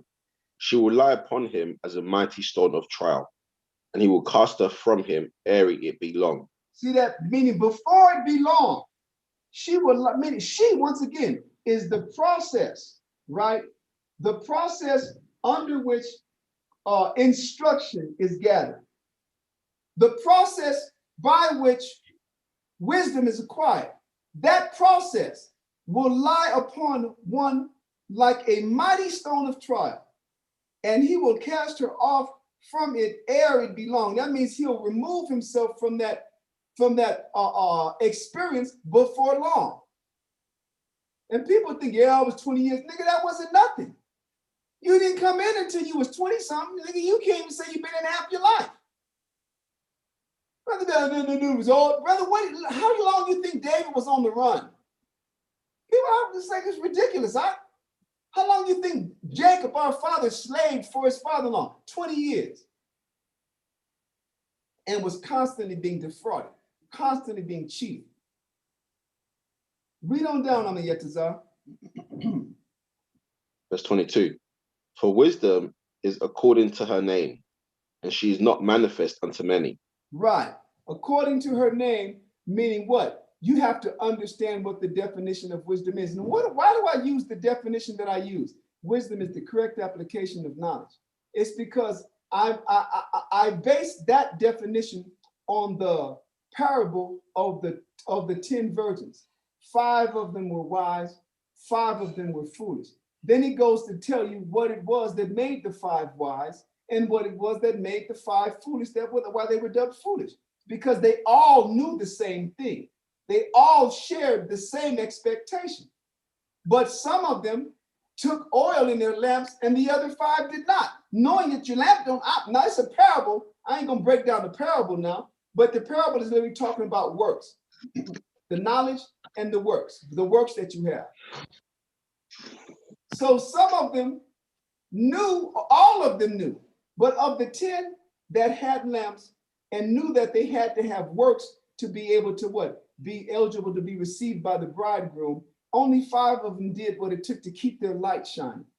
That's what the oil in the lamp represented. You need, because we got an oil lamp. Remember the oil lamp we had down here? Yeah. It has the wick and the oil in the kerosene oil. And so the oil is what keeps the light burning. Well, what is the equivalent of the oil? What is the light? The light is the knowledge. The light is the element of you that people are drawn to because of who's shining through you. But what is the oil? The oil are the works, because without the works, no one would even know what it is I'm about. It's through the works. It's through this broadcast. It's through the different teachings that people are drawn to the light. Everybody knew they were supposed to be working on. Everybody had lamps, but only 5 of those virgins took oil in their lamps and kept their light shining. That means only 5 of them was locking into the work. And so they were dubbed afterward wise. The other 5 that had the same knowledge, shared the very same expectation of the coming of the bridegroom, did not maintain works, did not do what it took to keep their light shining so others could see the light and be drawn to it. And they were therefore called what? Foolish. So once again, foolish, wisdom. Wisdom is the correct application of knowledge. Foolishness, foolish is the incorrect application of knowledge. It don't mean stupid. You knew better. It don't mean ignorant. You knew. Ignorance is absence of knowledge. So here we're finding out what? Wisdom is according to her name. It is the correct application of knowledge. And it says, and she is not made manifest unto many. And that's why everybody that got this knowledge don't still have the works. And I'm not saying the works compared to what we do. I'm not talking comparatively. I'm not comparing that we do this and they do that, and therefore, since they're not doing what we do, they're not doing the works. No, I'm not saying that. I'm judging them by coming and what? Trying to tear down what they were invited into to help build and to learn how to build, refused it, just like the verse said, and now they want to tear it down. That's what makes them foolish. Because they came up. They were all a part of how all the camps that the Most High used all of us to build. And they did not continue in that legacy. That's what makes them foolish. Amayatazah, verse 23. Verse 23. Give ear, my son, receive my advice, and refuse not my counsel. Go ahead. And put thy feet into her fetters, and thy neck into her chain. So right off the bat, it's showing you what image do you have. When was the last time you seen a man walking with check that out. When was the last time you seen a man walking with fetters on his feet and his neck in a chain? That's slavery days, or modern day chain gang prison. That's a nigga being taken from court, taken from jail to court to be arraigned, sitting there with chains on, with his orange jumpsuit on. And then taken back out, the bailiff taking his ass back out and putting him in the county or the state van to take him back to his holding facility. Now that's the image that the Most High is painting of your experience to get wisdom. See that? Now, did that look pleasant? That's not a pleasant look, y'all. But the Lord is saying, step in them. Put those fetters on your what? On your legs. Put your neck into that chain. Go ahead, Amayetazar. Ecclesiastes chapter 6, verse 25. Bow down thy shoulder and bear her, and be not grieved with her bonds. Now I'm going to get you something else to prove that.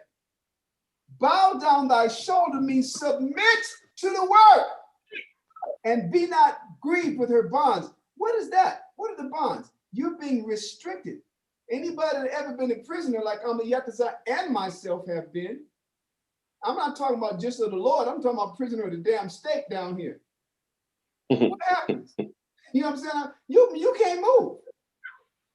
It's a humiliating circumstance for the flesh. Your movement is restricted. You can only use the restroom when you're told. You eat when they give you the food, and you eat what they give you. So the Lord is showing you this is what he does to us. He restricts our movement. We do what he say do, when he say do it, how he say do it, and that's determined by the elder that we have over us. And other brothers don't want to teach that. But the Most High made it clear to me, not by my teacher, but by what I saw, but by the spirit that he put in me. My teacher had never told me to be a servant. But when I met him and the Most High used him to open my eyes, the spirit came to me and said, you have to help him do his job. That's why you're here. You're here to help him get a job done that I've appointed him to do. That's what came to me. And so I did it. And I'm glad I did. Because I didn't know that I was learning how to do that job. That's how I was being taught how to do it. And I was there to see the mistakes as well. Because the Most High was using him to show me all the good things that he was supposed to be used to show me, and all the negative things that he was supposed to be used to show me. And it didn't change my view of him to this very day. Y'all ain't never heard me speak evil of my teacher. Never. Never. Because I understood the Most High loved me enough to put me under a person. When I got to New York, I thank the Lord a million times over and still do for having put me under this one and not the other. Literally, I can't tell you how many times to other people I told them Yatza that. So I'm glad as hell the Lord put me under Ariana. Because I got to New York and saw shitty ass work ethic, guys playing around, rank tripping, pontificating, not living up to it. I saw a bunch of cowards. Not everybody, but I saw there was an incident that came around where I said, damn, I'm surrounded by a bunch of damn cowards. Most High just showed me the truth. And it didn't turn my mind from I love all the brothers, including the cowards. There were some powerful speakers, but when the rubber hit the road, a lot of them niggas were scared and talked shit. And it did not taint, right, or distort toward the negative my view of them brothers, even to this day. But I called a lot of the things that happened. Most High gave me the spirit to call, and prophesy, this is what's going to take place, and these are the cats that's going to go with the negative. Why? Because nobody was breaking themselves. People were man-pleasing. People were acting. And that's why I said it ain't just about being able to share the scriptures. You know, if you can't have a whole bunch of breakdowns, you'll still do good in being a perfect example of what to be. So here it says, bow down thy shoulder and bear her, and be not grieved with her bonds. That's speaking of your mentality. That's speaking of your disposition while you're going through it. You can't be in a negative disposition. Be not grieved. If you have any understanding, you understand all the apostles and prophets before you trod the same path. The very same path. Now, I'm going to show you what goes with this. Because this is the what? This is how, let me not say it. Let's go read it. Go to 2 Timothy. 2 Timothy chapter 2, and you're going to start off with verse 1. We're going to come back to this, but I'm going to put some meat on this. I'm going to put a side dish with this verse. That's why I said, man, brothers that's going to come to Texas, they're going to get built out. San Antonio, they're going to get built. Because there's a platform and a structure waiting for you to be exercised upon into good form. Go ahead, 2 Timothy chapter, chapter 2, verses 1 through 5. 2 Timothy chapter 2 and verse 1. Thou therefore, my son, be strong in the grace that is in Yahushua. And the things that thou hast heard of me among many witnesses, the same commit thou to faithful men, who shall be able to teach others also. Now stop. What is it that they're going to have to teach? Listen, first of all, thou therefore, my son, be strong in the grace that is in Yahushua, and the things that thou hast heard of me among many witnesses. That means nobody in this classroom is sitting alone. Mawar is a witness that Hector is here. Hector is a witness that Mawar is here. All the sisters in the back are witnesses that you guys got taught. You brothers are witnesses to the fact that all the sisters are being taught. That's what that verse means, right? That means you ain't being taught no secret corner. There are people that know that you got taught, right? And the things that thou hast heard of me among many witnesses, it says the same commit thou to faithful men. That means you're supposed to teach the same thing. But here's the deal, you can't just teach the same thing in what? In doctrine. The greater teaching is to walk through it and give the example of what you receive. You received this, and it came with what? It came in a structure. It came with a daily routine. It came with monthly, weekly, and annual expectations of rent and taxes and needs, and people having needs around you that you had to work to provide, that you had to work and they had to work, everybody to contribute to one another's sustenance, to sustaining one another. It ain't just talking about the information. Yes, the information is the foundation. But even the scriptures in Hebrews chapter 6 tells you you got to move beyond the foundation. It says you're supposed to move on to perfection. You're not supposed to continue to be going through the works of repentance, the baptism process over and over. You got to move on to assuming responsibility for one another. Read on down, Amayetazar. It said, who shall be able to teach others also. That means at the end of this, you will have gone through a process, not to where you could just sit back and teach people, but let's say somebody, whoa, listens. Now you got 3 brothers. You'll know what to do from there. You'll know what to do. Once you got class, there's so many classes you can get before things happen where you guys can start building something. It might be, okay, let's go gather a few more men. Let's go on the street. You know, I'm tired of working for Esau. You have the experience now what it takes to build a business. You've built a couple of them already. You got your Eastern Oils. I don't know how long that's, to what degree that's operating, but I know you got your on the mark movement, and now you got your routes. That's what the Most High is giving you. It ain't supposed to be just the routes, just the money. It ain't supposed to be just the scriptures, It's supposed to come with a structure that teaches you how to take this knowledge and assume responsibility for one another's lives, for one another's presence on the earth until the coming of our Lord, or until the Heavenly Father calls one of us or 2 of us or all of us home first, whichever comes first. That's what this experience is supposed to yield for you. It's supposed to yield the ability to build, and then to build men so that they could build men. That's why a war know what to do, because he got the lesson. Others got the lesson too, but what? But they didn't remain with it. And that don't mean they left. That means they were standing right there, not using what they learned. That's what it means. Everything they learned, they did an opposite strategy. Everything that they saw happen and come to fruition, they didn't do it. Why? Because they were fucking lazy. That's why. Just damn slow and greedy. Bunch of fucking moochers. Literally, I just want something to produce, want you to produce for them, because I'm the head. No, brother, you got to build this body. Nigga, this is like a Mr. Potato Head. You got to add the features. You got to build it. The head is responsible for building, and that's in the scriptures too. We're always talking about the body, Yetazar. What did the scriptures say about the body? I'm going to tell you what it says about the heads. It tells the young men, it says, neglect not the gift that is in thee, that cometh by way of what? Prophecy and the laying on of the hands of the presbytery. What does that mean? The prophecy is meaning you've been taught. But the laying on of the hands of the presbytery is talking about the time that the presbytery invested in you.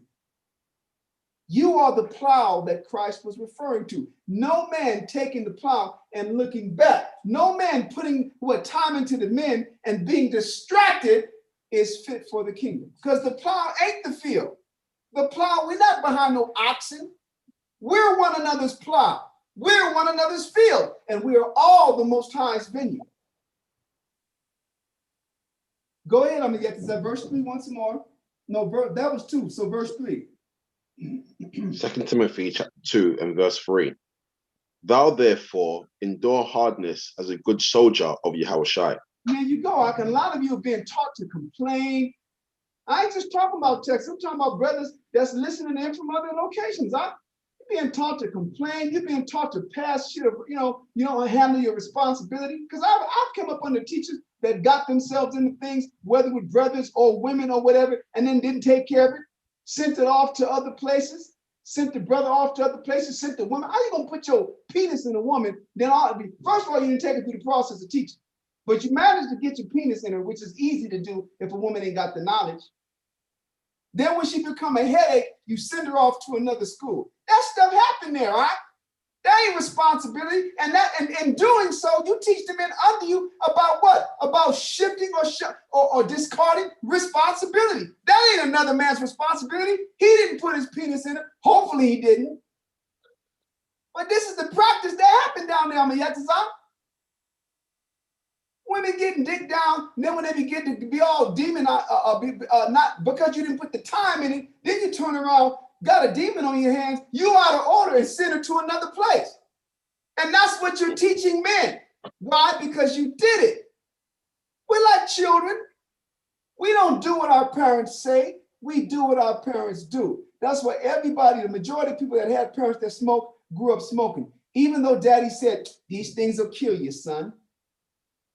And everybody knows that. So that's why I'm as I was speaking, I heard him when I came back from the restroom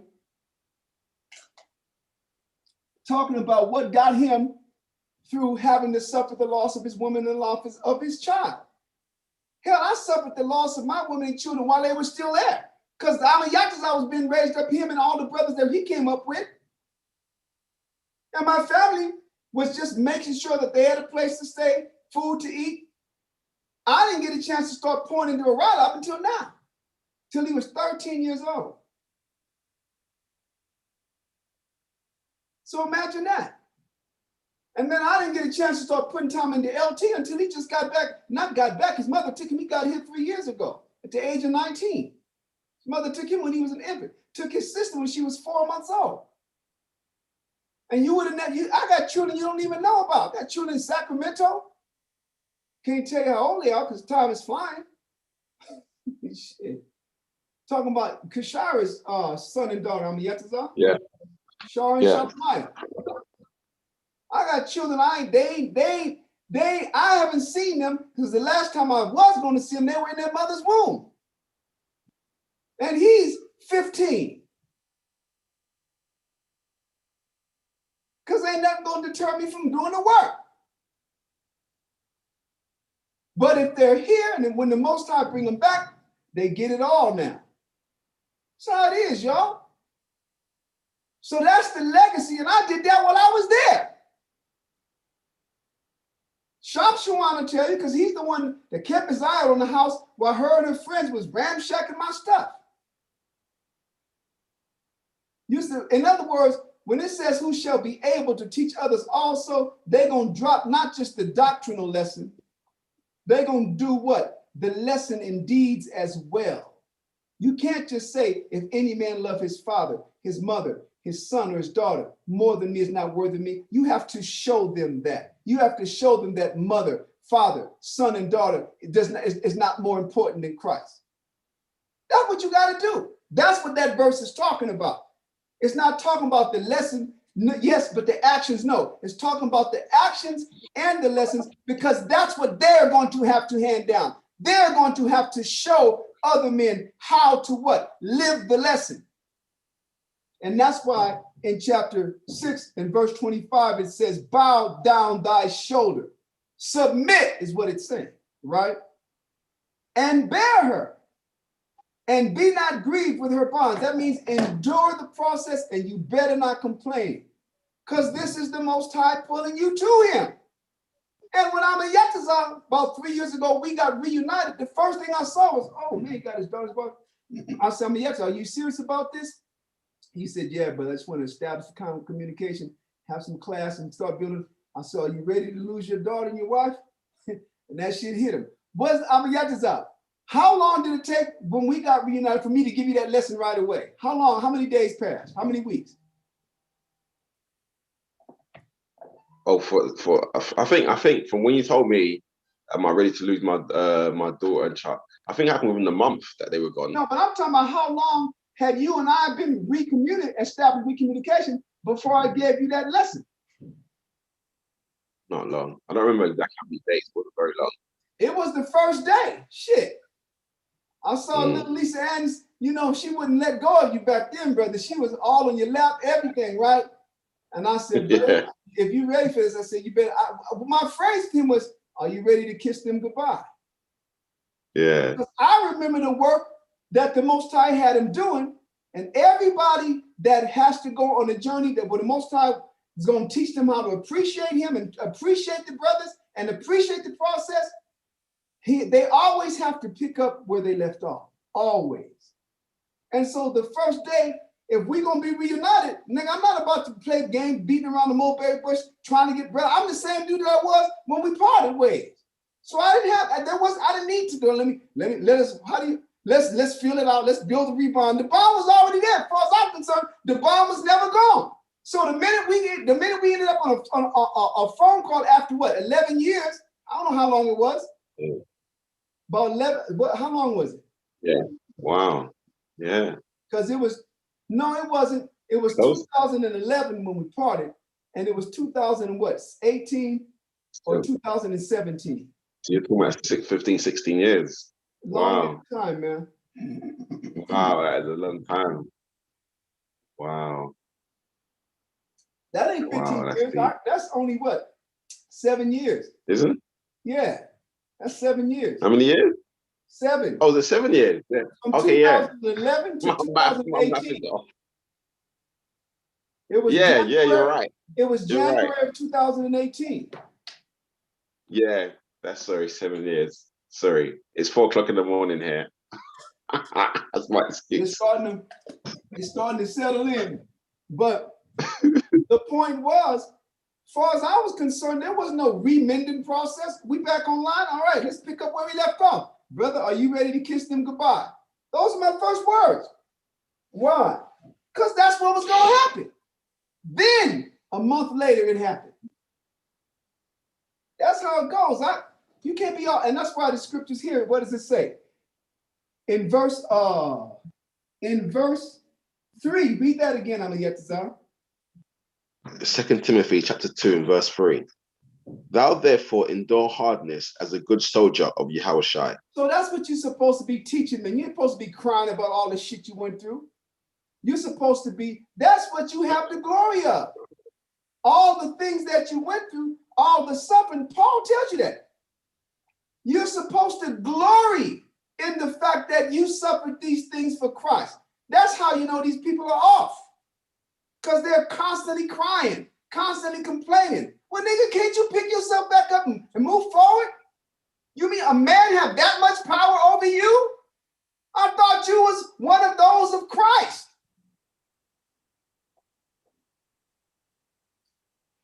Literally, Paul said, I will not glory in anything save what? His sufferings for Christ.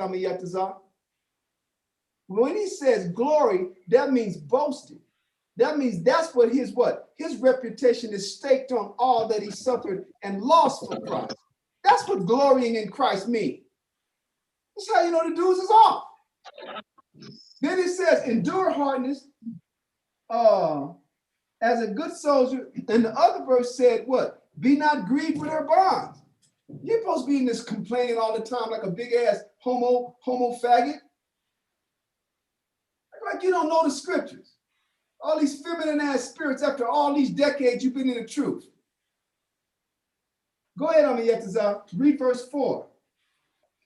2 Timothy chapter 2 and verse 4.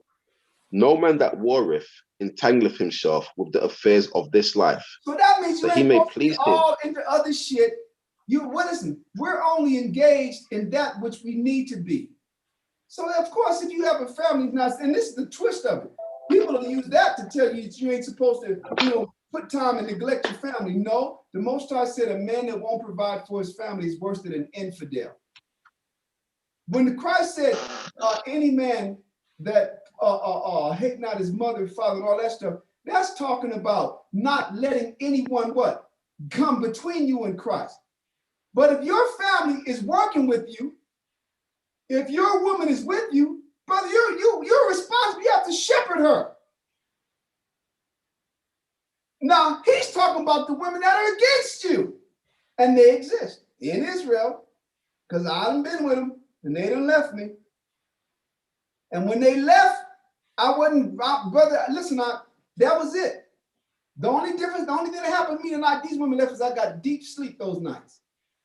Because the leaving, the breaking up process sometimes is tumultuous and it takes sleep from your ass. Always complaining, negative ass spirit in the house that accumulated tension and evil spirits. And then when they finally break out, make that move and take the kids, brother, I sleep. I mean, yes, I remember the night Kashara left. I came back with a big old spicy cow. I slept. I slept. Got some good sleep, brother. I ain't look back. Did not look back. LT's mama said, I don't want this life no more. I said, well, you got to find the one that you do, because I'm having the time of my life. So she left, and so she left. I'm taking the kids. I went to my car, got the car seat, and said, don't forget these. That's what I did. And that's what his mama told him when he got older that I did. He just, yeah, I got to meet this man. This is a cold dude. You know why? Because they were coming against the Christ. They weren't coming against me. They were trying to tell me what? See, those actions are an ultimatum. It's either me or him, even if they don't say those words. But see, I know how to do all kinds of communication. I don't just speak English and Spanish and Portuguese. I speak nonverbal communication. I know how to read the spirit. No, bitch, you ain't bringing me into subjection. I'm not about to become your servant. Bye, here's the car seats. Then she's mad because I never called her. Bitch, you said you was leaving. I ain't one of them long goodbye niggas. I'm not about to fight you for the kids. I ain't got no, I'm not about court, all that stuff. Take them. Because I trust the Most High. I trusted the lessons that I had given so many men before that, before my time had come. Yes, I did. And Lord, if something happened to me, you kill him, just bless me with another one.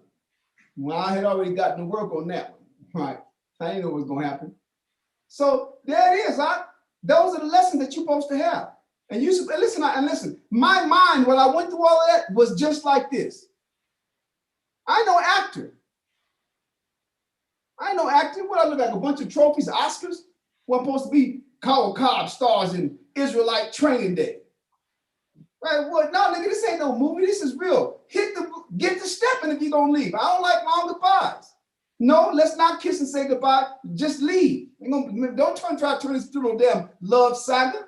Bye. And you'll shock the hell out that spirit when you finally take that true attitude. But that don't come, you can't act that. That's something that you have to be, that's a spirit that you have to be exercised into. But if it come against the Most High, if it come against the Christ, brother, you're nothing in my life. Male, female, son or daughter, mother, father, I don't care. You come against the Christ, that's it. That's what did Christ say? Christ said, he that is with me, what does it say? He that gathereth, he that is not with me is against me.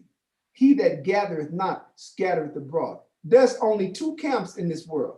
Those that are with Christ and gather, or those that are against him and scatter. That's the reality, huh? That's how this thing rolls. And that's what you're supposed to be teaching men, man. But while them women are here, That's why your work, that's where your work ethic comes in. The Most High blesses the work of your hands. The Most High blesses your sacrifice. The Most High blesses your collective and individual effort and blesses your business so that you can take care of your family. Once you done show them what your priority is. I had to show the Most High that the body was my priority. If I put the body first, then my family is found within the body. But if I put my family first, I've neglected the body and made it about what? Me. This is what these selfish ass women couldn't get. You grew up eating beans and rice your whole life, and now that I got to be the one to give you the beans and rice, you want more? You too, I'm not good enough now because all you ever had was beans and rice and pork. Bitch, pork and beans and rice. At least I'm giving you chicken, rice, and beans. I want more out of life. Well, go get it. Go get it. That's how I roll. That's why I'm saying on live, damn, whatever this thing is. On no YouTube, TV, whatever the hell it is. That's how you're supposed to teach, huh? You ain't supposed to be teaching men to be soft, bitter, resentment. You sound like old Negro divorcee. You be making the movies out bitter ass divorcees. I ain't bitter at none of it. It's just you took the camp of Satan. I'm taking the camp of Christ. And I'm not going to teach nothing less than. You there, Amiyatazar? Amiyatazar be taking naps in between my rants and stuff, huh? I'm going to my Waller, hit verse 4 for me. 2 Timothy chapter 2 and verse 4 reads, no man that warreth entangleth himself with the affairs of this life, that he may please him who have chosen him to be a soldier. So that's talking about the distractions and entanglements that would pull you away from this. If you got a woman or a family or brothers that's in the truth, then they're not an entanglement. You got brothers that use verses like this to what? To shirk their responsibilities to their women in the truth, to their children in the truth. But this is talking about people on the outside, entanglements on the outside. And if your woman ain't in the truth, yeah, then she's on the outside. If she's going to use the kids as leverage over you, yeah, she's on the outside. But if she's in the work waiting for you to guide her like the other men that she see teaching, then that's what you're supposed to do. You ain't supposed to put her off. You ain't supposed to put off your children. They're grown young ass men now. They're grown women. They need your guidance. But if they are against Christ, if their dynamic is such that it has become an impediment, right? An obstacle between you and your responsibility to the body, then they're what? Then they're an entanglement. Final verse, brother, verse 5. Verse 5. And if a man also strive for masteries, yet is he not crowned, except he strive lawfully. So when it says striving for mastery, it's talking about to achieve or to accomplish a level of expertise in the work of the Most High. Like when you go to Esau's University, they have a Bachelor of Science or a Bachelor of Art. Then you can go back and extend your education and get a master's degree. That's what this is talking about. A mastery is a highly accomplished level of any specific duty, of any specific office. Our office just happens to be the apostleship, right? We start off as disciples, we start off as students, and the aspiration is to grow to be teachers, to grow to be stewards, to grow to be those that are now in charge of the body of Christ, the development of the body of Christ, right? So when it says, if a man also strive for masteries, that means we are in acquisition for a high, not quote, a position, but responsibilities. That's what this is about, huh? This ain't about rank. Yes, we use rank to teach order. But your rank can't hold up men. If you're slowful, you run on there slow ass general with nothing to show for the last 10, 15 years of your life, you ain't gonna do nothing but hold other men up with your complaints. with your damn crying and ballyhooing about how it ain't been fair and they charge me to know. Nigga, shut up and go, then go show me how it is. But they can't show you, they won't show you how to do it because they can't. Why? Because they cast it off for them ere it was long. So here, the mastery, it says, yet is he not crowned. You want that level of responsibility? You want that level of expertise in the office of shepherding, in the office of stewardship? It says you don't get that crown until you do it lawfully. Now, what is the lawful way? We went through that last week. You got to suffer. You got to sacrifice. We're going through a little bit of it more today. You have to bow your neck down and submit to the process. That's what it means when it says lawfully. You got to suffer the loss. Where the loss is supposed to be suffered, you got to assume responsibility and take responsibility and commit where responsibility and commitment are required. Most I don't want to hear about all these grown-ass 50-year-old men complaining. Bunch of old-ass punk motherfuckers complaining, crying. The hell is wrong with these dudes? All you is old. Now you ain't even good for nothing. Your reasoning is gone. You can't lead men. The horrible thing is the men can't see it and can't even see through you. The men that normally don't see through you, I understand that dynamic because the scriptures say all flesh consorteth according to kind, and a man will cleave to his like. The most people that can't see through your eyes is because they're too much like you. That's biblical. That's Ecclesiastes chapter 17. All flesh consorteth according to kind, meaning what? All species. Dogs be with dogs, cats with cats, lions with lions, bears with bears. But among mankind, it says a man will cleave to his like. That means you cleave to the person that you share the most qualities with. We know that in the world. Birds of a feather flock together is the same. So these cats that can't see you for what you are, bravo, y'all niggas have each other.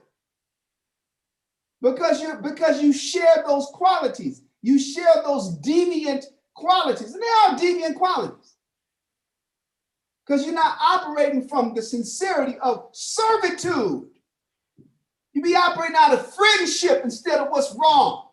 You be operating out of fleshly camaraderie instead of judgment. So that's what it means when it says you ain't getting crowned unless you strive lawfully. You got to do it the way Christ said it's supposed to be done. Be getting all mad. Some niggas don't even get a class, inspired for a class, until they hear something that we saying tonight. Then they go and have a class to retaliate. That's how you know niggas is off. I'm teaching. I'm teaching every day, and I'm working as well. I'm building. Because I found out if you sit back and be still and get old, you will get old. The Spirit of the Most High will leave you. That quickening that the Lord said he give your body through the Holy Spirit of Christ and the Most High dwelling in you, that will depart and your ass will decay. You be running around here with hip problems and shit. Your diabetes, your pancreas gonna start messing up on you. Watch a lot of these niggas be walking around here with no foots pretty soon. Huh? Black ass toes, diabetic and shit. That's why I call them the type 2 crew. All these gargantuan ass niggas, Amayatazal. When I was little, they had this show called The War of the Gargantuans. It's the big old green monkey-like creature. Wasn't quite King Kong. It wasn't quite, Joe Young, Mighty Joe Young. Just was beast-like, monkey men-like monsters, but they was giants. War of the Gargantuans. A lot of these dudes is looking like gargantuan mastodons, huh? Because you want that. Listen, all that is a manifestation of what's taking place in your mind. That's what we all are. It's a manifestation of the discipline or the lack of discipline. It's a manifestation of your sloth or of your what? Of your work ethic. It's a manifestation of your drive or you having given up. It's a manifestation of you having given up or your perseverance. That's what you are. You are the mirror to you, nigga. That's why the Lord said, you don't get this unless you strive lawfully. I wouldn't follow most of the men because all you're going to show me is how to get fat and old and bitter. That's the reality of it. You ain't gonna, you going, are you complaining? But that's all I see. Grew up here and complaining ass women. Complaining. That's a feminine quality. My foster father taught me, brother, identify the problem. If there's a problem, yeah, air it out, identify it, but get past it and get to the solution. That's what men do. And that's what the Bible teaches how to do, to get to the solution. There's always a solution. Go ahead, Amayetazar. Read that verse 5 last time, and we're going to go back to Ecclesiastes. 2 Timothy chapter 2, verse 5. And if a man also strive for masteries, yet is he not crowned, except he strive lawfully. So what is lawfully? We was already reading it. We were already reading it in Ecclesiastes chapter 6. We had gotten as far as 25. Let's go back there in the Apocrypha.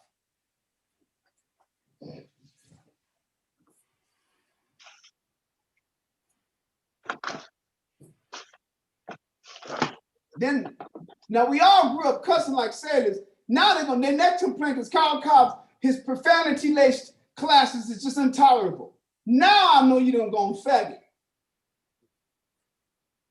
Because, damn, come on, Doc. We didn't come up under that old other crew, Doc. You think that I'm gonna be Frederick K. Price or something, some Baptist preacher? Go ahead, Doc. Verse 25 and on down. Ecclesiasticus chapter 6, verse 25.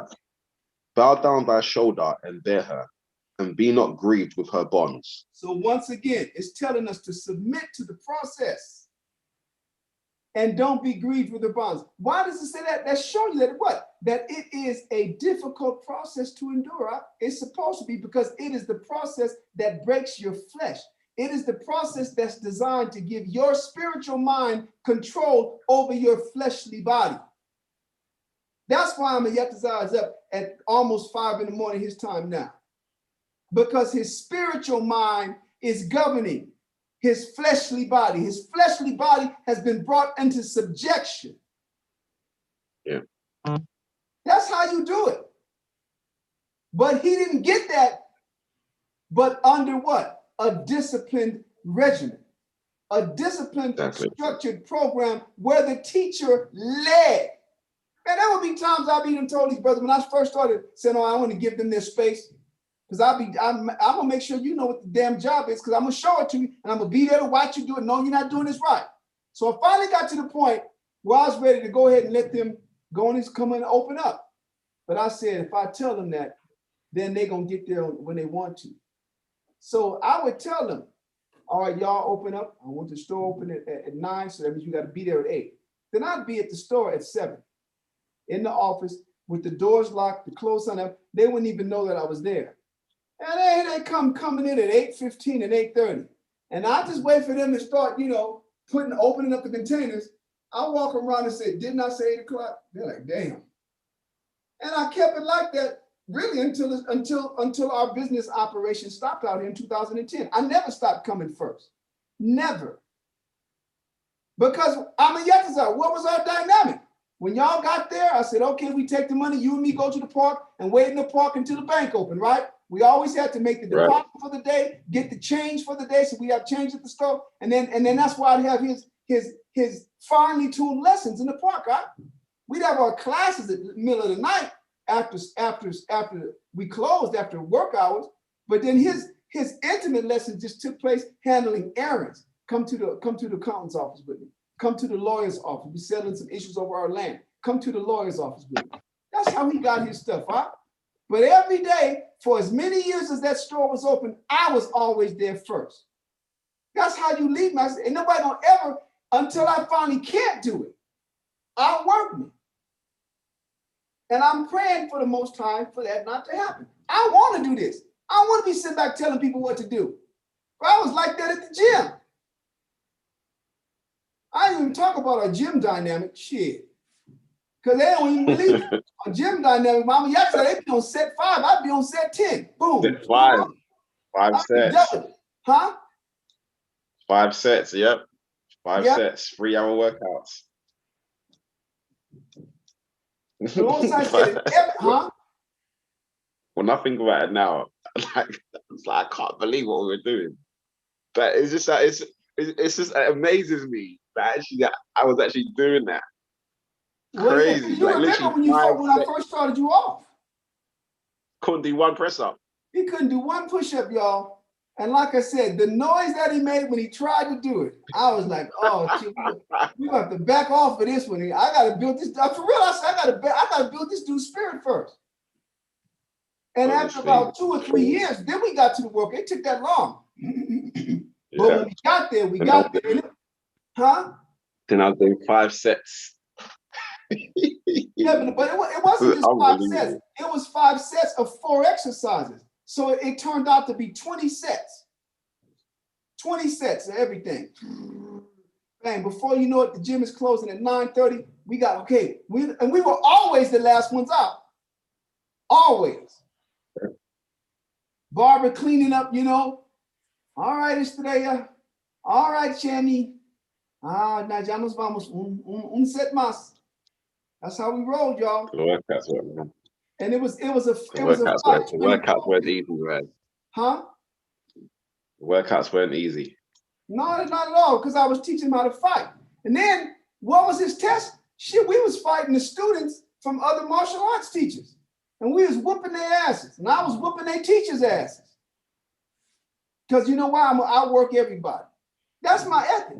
That's how you have to be like that. Because that's the only way you really can outwork yourself. That's the only way you really can outwork yourself. That's the only way you really could purge sloth. That's the only way you really could purge that phenomena of that's trying to convince you that you're getting too old for this. You're not getting too old for this. Your mind is oxidating and it's pulling your spirit down with you. That's what's happening. Hell, man, before the what you call it? Before the shutdown, we was working out. I was taking my sons to the very same thing. And doing the very same thing with them. I was 52, 50, what is it? 2 years ago, 55. 55 years old. LT is the fastest dude in this city. And all the second is right. Well, I'm sorry. He was the second fastest because I was blazing on him. You can ask him. You can ask him. Nope. Let's go to the gym. I'm gonna be stronger than you. Let's go to the field. I'm gonna be faster than you. Put on the pads. I'm gonna hit harder than you. That's what we did. But what was that? That wasn't about pride. That wasn't about carnal. That was about showing them this is what you're gonna be doing when your ass is 55. Because this is nothing more than a reflection. This is nothing more than a reflection of what I did in my youth. You couldn't have not did this in your youth and then be like this now. It don't work like that. It ain't something that you could pick up. You had about 50, I decided to get in shape. No, but it's not about the physical. It's about everything. Either it's your work ethic or it's not. That's the point. That stuff is what I do on the field. That stuff is what I do behind the book. That stuff is what I do in teaching. This is the effort I give in counseling. This is how I study. I burn myself out in everything that I do because that's the only way the Spirit of Christ will come to me. And I can't have no excuse about I'm getting old. So I have to adopt a dynamic that I can keep on moving. I have to eliminate many things. I have to reduce my diet to what does my body really need? Once I started giving my body what it really needs, I'm talking about the amount of food. It operates optimally now. I had one meal. That's what I ate one meal. Like I said, at the end of the day, just before class, I ate that small jar of mixed nuts and a mug of milk. That's what I do. And they keep me going. And then I wake up in the morning, I'll be thinking, okay, this one, I ain't gonna lie, it takes me a while to drag my body out of bed. But once it's up and running, I get my therapy on my back, get my therapy on my hip, I roll on that rolling pin, get that thing loosened up, jump in that shower, get a post-shower massage, I'm ready for the day again, which includes the working out still. So it's just one of those things out where it's not about one thing. See, I'm not gonna be like this in the scriptures and then not be like that in anything else. I'm gonna be like that, either I'm like this or I'm not.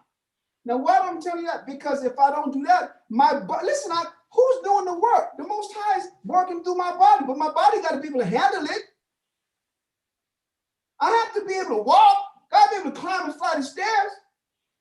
I got to be able to handle the hours, few hours of sleep. So that means I have to put myself through this in order to be able to do it. That's what it means when it says, bow down thy shoulder and bear her, and be not grieved with her bonds.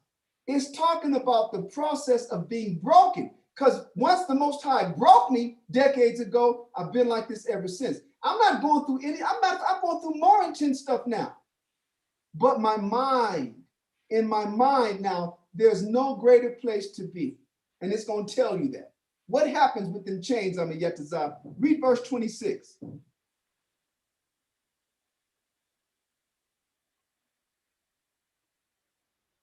Are you muted?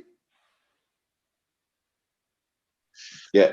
Ecclesiasticus chapter 6 and verse 26. Come unto her with thy whole heart, and keep her ways with all thy power. So you can't be 1 foot in and 1 foot. When it says your whole heart, we know the heart is the mind. That means you got to be here. And brothers be here, man, and their disposition be sour, right? They be jealous, they be pissed off, they be thinking things is unfair. Listen, and all of the above might be true, but that's why it's called bonds. That's why it's called chains. That's why it's called fetters of iron, because it's breaking you. It's breaking you of what? Of your will. It's trying to first and foremost impose upon you a servitude that later on you crave the servitude. You want the condition. Because without this hard condition, you don't feel like the Most High is with you. In fact, you know that he's not. Yes. It wasn't until I started getting drugged through the hours that now he knows he's doing the work. Wrong or right, 100%. 100%. Like, I sure hope the Most High is with me. He ain't saying that no more. He's just like, I just need a little bit of rest and I'll be ready to go. Exactly. It's true. It's true. If you ain't going through, if you're in your right mind, if things are not like this, you'll be sitting up here wondering, how come the Most High is not with me? Yeah. So what happens is talking about a transformation that's physically imposed upon you that takes place on the inside. And listen, the same conditions exist, but what changes is your perspective, your spirit, your outlook because of your thing. I'm still doing the same thing I did when I was in New York, teaching all day and night, 1 meal a day. This is the thing I was doing when the Most High used us to build all the camps. We was on a 1 meal a day, $7 a day budget. Eating fast foods, getting up at 6 in the morning, working out a whole half a day before we had the 1 meal of the day. That's what we did in Albuquerque. This is what we did in California and Port Hueneme Beach. This is how we came up being built. We can get up and eat breakfast of champions and eggs. And we got our hungry asses up, stretched, went to the park, and worked out from 7 to 1 o'clock. Then we went in Oxnard by a little Mexican place called El Arcoiris, right? The Rainbow, and ate these little taquitos. We each had like 3 or 4 taquitos. You probably remember the Port Hueneme days, and you remember El Arcoiris, right? That was the best Mexican food I ever had in California. I thought I had a good Mexican food over at El Cholos in downtown Los Angeles, till I got to damn Oxnard, man. El Arcoiris was the place, y'all. And listen, and the food is so delicious when you only eat once a day. Well, I don't know, maybe it wasn't, but it was delicious. All I have is the fondest memories. Until what? Until the Most High took that congregation and built up Upaya, built up all the brothers and sisters that were there, man. And then we ended up, the camp ended up moving into Los Angeles. This is how it was, huh? Hard ass work, man. Go ahead. Yetazah, read on down. Verse 27. Ecclesiasticus chapter 6 and verse 27. Search and seek, and she shall be made known unto thee. And when thou hast got hold of her, let her not go. Remember, it's talking about the wisdom. It's talking about the proper way to be in this knowledge. It's talking about the proper mentality so that the Most High will come to you, like it says in Wisdom of Solomon, chapter 6, and meet you in every thought. You have to search for that. You have to fight to get that out of this experience. Go ahead, Amiyatazar. Then what happens? Verse 28. For at the last thou shalt find her rest, and thou shalt be turned to thy joy. See that what was grievous, what was once grievous is now joy. The conditions ain't changed. Shit is still long hours, hard work, right? Few or no days off. If it wasn't for the pagan holidays, y'all know Israel don't know when to stop. New Year's pagan holiday, Janus Day, right? Two-headed Janus, nigga get a day off. All right, cool. Right? Babylon, Nimrod birthday, all right, nigga get another day off. Uncle Sam's birthday, 4th of July, nigga get another day off. Aside from that, we be working, y'all. That's how it's supposed to be. But it says all of a sudden, that would be your rest. The days off, Mama, yeah, you find yourself, damn, what am I going to do? Yeah. That's when you know you're locked in. The days off, you're like, shit, I ain't got nothing to do. Yeah. Because that work ethic, that dynamic, that duress, that physical duress that wakes up the spirit of the Most High in you, that becomes your resting place. Go ahead, Amiyatazar. Verse 29. Then shall her fetters be a strong defense for thee. See, hold and her on. chains. Hold on. Then shall her fetters be a strong defense for thee. Those fetters that we read about, putting your feet in the fetters, what once restricted your steps, what once kept you and wouldn't allow you from going and doing what you want to do, now becomes what? The defense. Why? Because you're disciplined. And now you won't go to the places that you're not supposed to be. Your feet won't, you won't direct yourself down the paths that you would have before you had this discipline. So once you were being held and not allowed to move and having your movement restricted against your will, but now this is the step that you don't want to go beyond. That's what it means when it says they were once fetters, but now they're your strong defense. Go ahead, Amiyatazar. Verse 29. Then shall her fetters be a strong defense for thee, and her chains a robe of glory. That's right. What kept your shoulders bowed down is now your glory. Look, now you're recognized.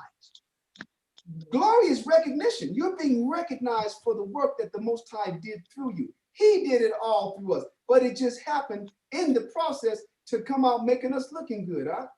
That's why people would be like this. Yeah, they come to that store, they would tell me they would just look around and go, man, I just want to spend all my money. They would be like, who's the owner? You know, we are. They'd be looking, you guys put this thing there. They would, literally, the place would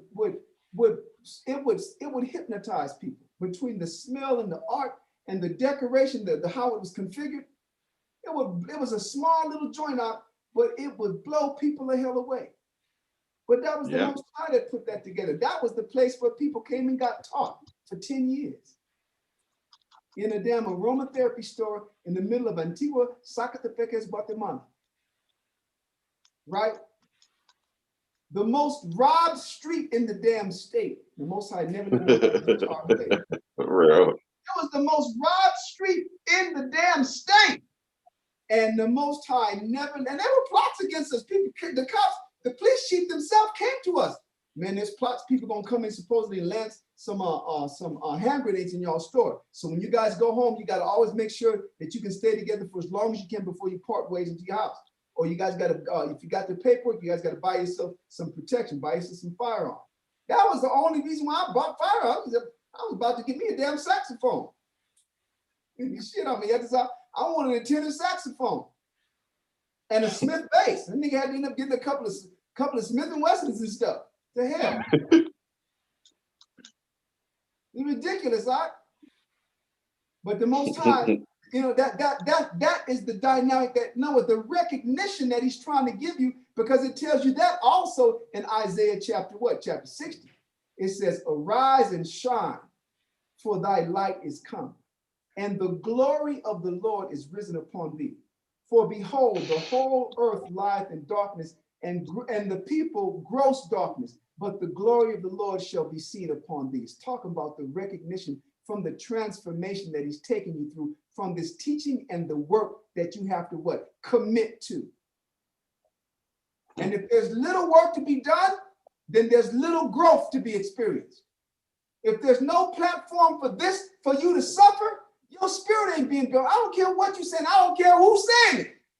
Because I'm reading the Bible. The Lord tells you how he builds you.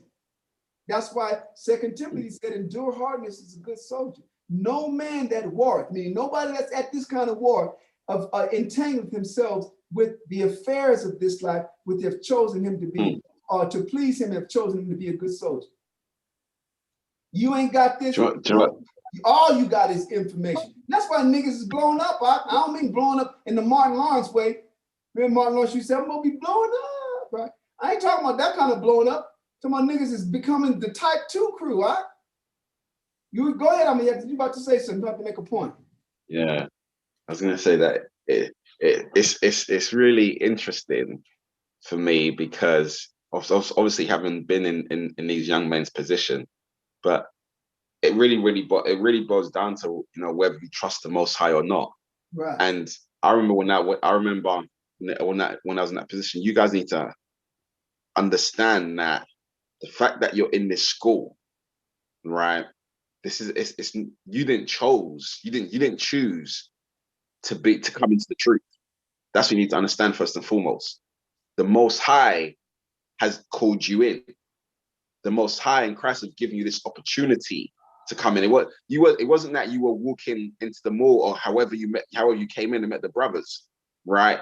It wasn't that you actually walked to the brothers and said, "Oh, cool, I'm gonna meet these guys to hear about the Bible and hear about the truth, and then come in and then call myself an Israelite." No, the Most High had his finger on you throughout your whole life, right? And decided that on this particular day, he was going to open your mind to this, right? This is the first thing you need to understand. You've been called to serve the Most High and Yahweh Shai, right? So let go of the idea that you chose to come in, because you didn't, right? The Most High is in control of everything. He's called you in and he's given you an opportunity to learn of him. He's giving you an opportunity to quote unquote be saved and make it into the kingdom, because there's a great blessing. There's heaven afterwards, right? And what we're doing through the scriptures is helping you understand this opportunity that you have, how it works. We're giving we're giving you the understanding of what's required of you, right? And so, but when you're in the work, I understand that you might, as we're reading, it might feel uncomfortable. It might feel a lot harder than anything you've ever done in your life, than when you was working for Esau. It might feel like, oh my gosh, like I can't get anything right. To your flesh, it's an inconvenience, right? But what you need to understand is, although you don't see it now, although you don't understand it, and this is what we just read about, immersing yourself, submitting yourself to this, to the elders, to this work, because in time you will understand. That's what the scriptures are telling you. It's gonna come later on. Because I remember when I was on the streets in Guatemala, it was hard for me. When I say hard, it was challenging. The long hours, having to be focused that whole time, and I didn't. Now I understand. I didn't fully understand what I was going through, what I was doing. Like I said, like when I think back, I'm like, wow, we were doing 5 sets in the gym.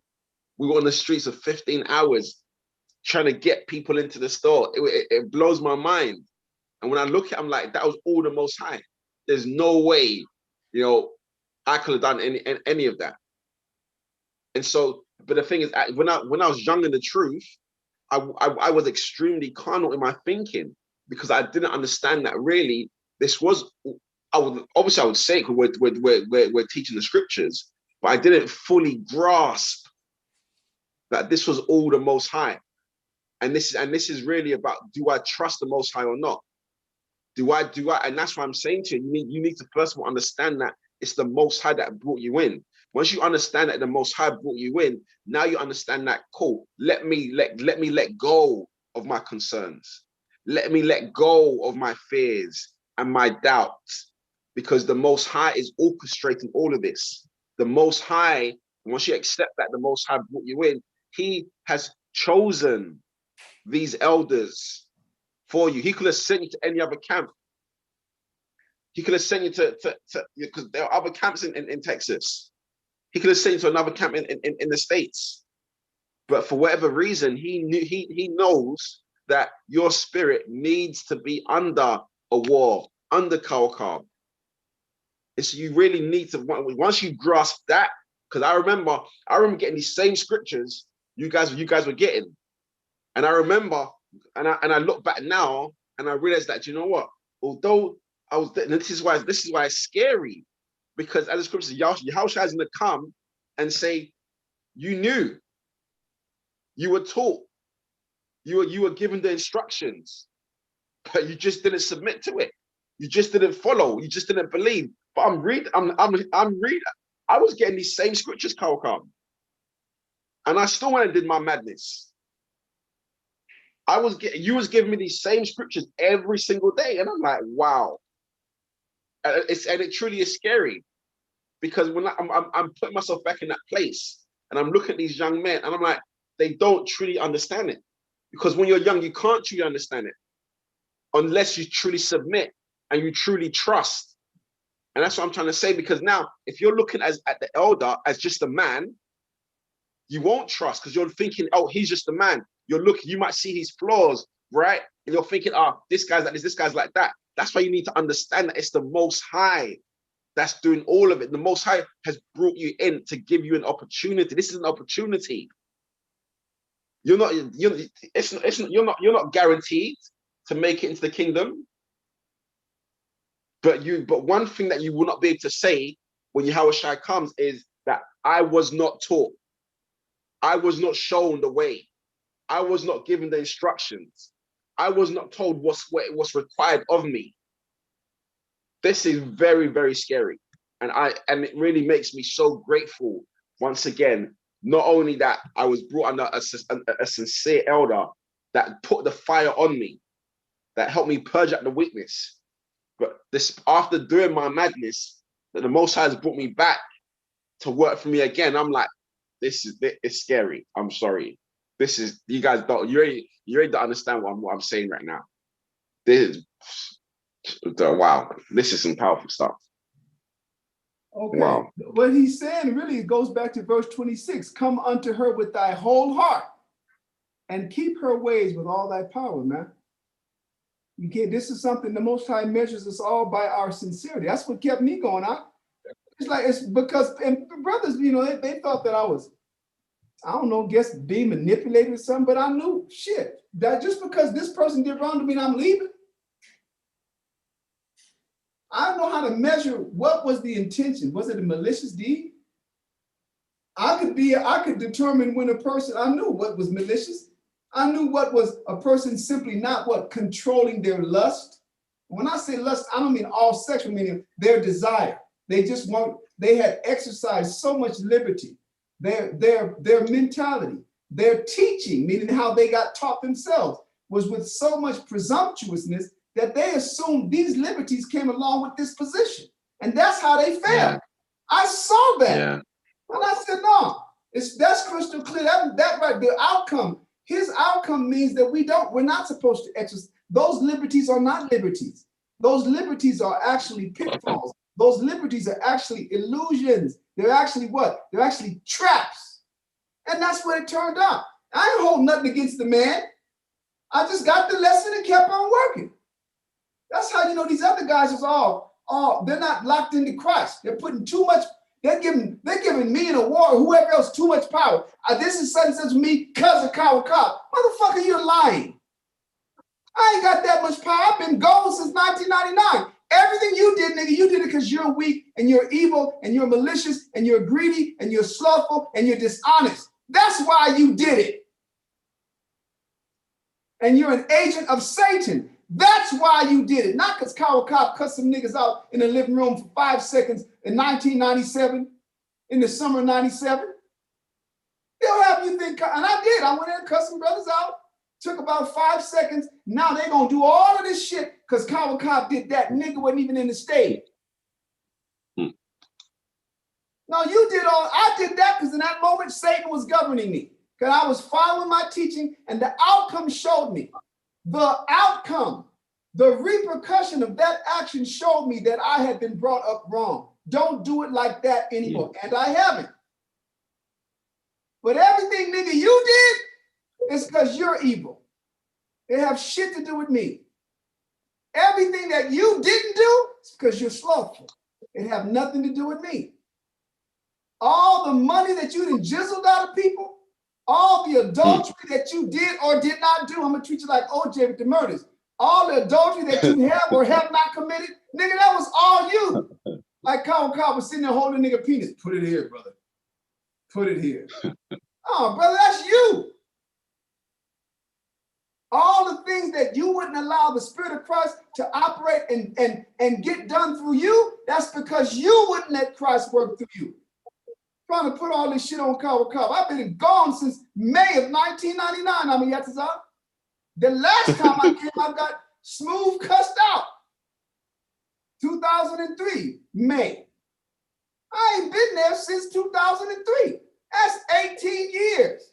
Next month. Somehow this shit is all Kyle Cobb's fault. No, it's your fault. It's you and your companion, Satan. You and your road dog, the devil, the beast, that old serpent. That's who it is. Your damn counselor. Shoot. I mean, what verse we at? Ecclesiasticus chapter 6 and verse out. We just did 29. Yeah, read verse 29 once more and then on down. Then shall her fetters be a strong defense for thee, and her chains a robe of glory. For there is a golden ornament upon her, and her bands are purple lace. Now you know those are colors of royalty. The Most High is showing you that there is a royalty in undergoing this process. That's what you're coming out on in. It's talking about the finished process that what? And where we're transformed by Yahweh Shai. This is not just the mere work. The mere work is what? Is what put you in Christ's crosshairs, what put you in his sights. You're the one that have to show him that this is the path that you really want. He's the one, the most time him lead you here, then you have to stay on the path. You have to do everything within your power to what? To absorb the lessons and assimilate, right? And receive the lessons on the path. Because the ultimate goal is to be made in his image, not to be made conforming to the image of the Son of the Most High. That's the royalty. Continue on the Yatazan. Verse 31. Thou shalt put her on as a robe of honor, and shalt put her about thee as a crown of joy. Go ahead.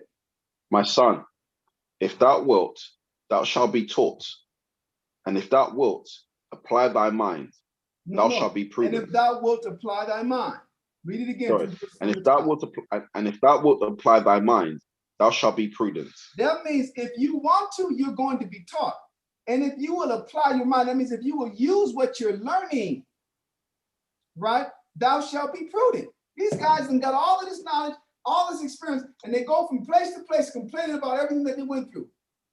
But nothing has been built like that since those practices were abandoned. I'm not talking about the negative, I'm talking about the hard work.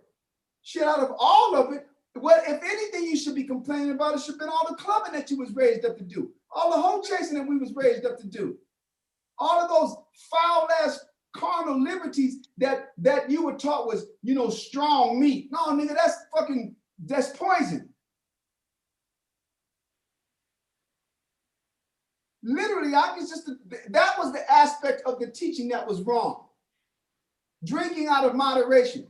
All the funds that could have been properly channeled went to so much drinking, went to so much clubbing. You don't never hear them complaining about that, Amayatazah. Never. They don't never complain about that. They complain about the things that we're reading here that we were supposed to be under. The discipline, the chains, the fetters, right? The shoulders being bowed down, the trial of the mighty stone of trial. These are the things that they're complaining. That's why the scriptures say, he that despises the Lord. They despise what the Most High used to build them up. And they've completely forgot about all the fucking debauchery that we used to participate in under these cats. Huh? They don't even mention that. Just drinking all damn night, driving in a caravan drunk. They're ridiculous from club to club to club. Huh? They'll never mention that. No, cow, cuss some brothers out. What about the night your teacher went to fucking jail? What about that night behind drinking and driving and the cops pulling him over? After I had warned him about that shit in New Mexico. And I was so adamant about it, I waited till these brothers pulled up into a fast food restaurant drive-through. And I told one brother, I said, listen, brother, you go tell that brother to come back here. And I'm gonna tell this brother to get over the passenger side. And I took the key out the car, said, get on the passenger side. And I drove and I said, do you see all these cops riding around? You guys riding around with sniffers of cognac in your lap. At any given moment, you're gonna get pulled over and taken to jail. Took the lesson, humbled down the whole nine, went to California, did the same thing and got arrested. What about them nights? They don't talk about that. That shit never happened. Everything is completely eclipsed because Kawakab went into a living room in LA and cursed some brothers out. Ridiculous. I ain't gonna be playing no games with y'all. You're agents of Satan. All the things that we were doing that we were supposed to what? That we were supposed to grow out of. You can't, you know what I mean? They don't have they never bring that up. But see, I could bring it up because I participated and I grew out of it. The Most High separated me and he showed me, this is the discipline that I want. You got to come back to what you were when you first came in. And so I did. And I grew in that. And I'm a Yakuza knows that. I'm a Yakuza that went out so few times, he can't even remember one of them. For real. That's how, because we was all work. We only went out twice. We went one night to the Monoloco on the Yakuza, and we went out the other night to the place that ended up becoming Papacitos, but it was a pool hall, you know, a sandwich pub and a pool place. And we went and shot some pool. And that was it. 2 times in all of our 10 years together. Because we spent our time together working. I had outgrown that shit. I had outgrown what I was pulled into against my will in the first place. I used to be complaining, they used to complain about me having an attitude because I didn't like to go to the clubs. I hated that shit. And I was obliged by order to go. At the time, I was one of the few that could drive with a driver's license that didn't have some kind of legal thing where your name couldn't be used as in a driver's license and on the car. Brothers you want to put it all out there, nigga, put the whole story out. I wasn't the only brother that didn't like that. There was another brother up in Albuquerque who couldn't stand that shit. When we were in Albuquerque together, we were the two and brothers would go out as often as we could. We would opt out and stay at the school and go over scriptures. These brothers make me sick with all their lies. That's why the Most High is going to smash everybody that's out here lying. And then to boot, they ain't built nothing since. They ain't assumed responsibility for nothing since. They complained about Texas and it's all about money. Now all they're doing is making money and no teaching them damn self. To go teach. Go ahead, Amiyatazal. Ecclesiastes chapter 6 and verse 33. If thou love to hear, thou shalt receive understanding. And if thou bow thine ear, thou shalt be wise. That means you have to listen. When it says love to hear, well, it's not just talking about hearing for the sake of hearing. It's talking about listening. It's talking about applying. It's talking about being obedient. You don't get wise, right? You don't become prudent by listening and not obeying. So even though it doesn't say obeying, that's the only way you become prudent. If you're listening, that means the objective is what? Is to learn and apply the lesson that you've been given. That's how you become wise, not by listening to the lesson, taking notes, and then not even using it. Going and doing your own thing. Go ahead, Amiyatazar. Verse 34. Stand in the multitude of the elders and cleave unto him that is wise. That means you're supposed to serve your teachers. That's what I did. When I got off of work, I went straight to where my teacher's house was. I found him. Is he at the park? Boom. Went right down to Darby Park in Inglewood. Hung out there. We buy us some food, and we stay up all night going to them scriptures.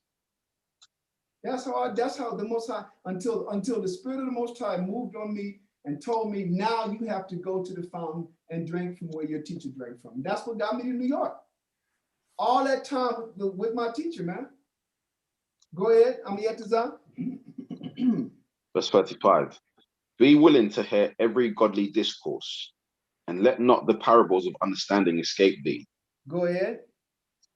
And if thou seest a man of understanding, get thee betimes unto him, and let thy foot wear the steps of his door. That's why I be telling these brothers, man, if people be acting like the days of sacrifice are long gone, maybe they are, but not according to the scriptures.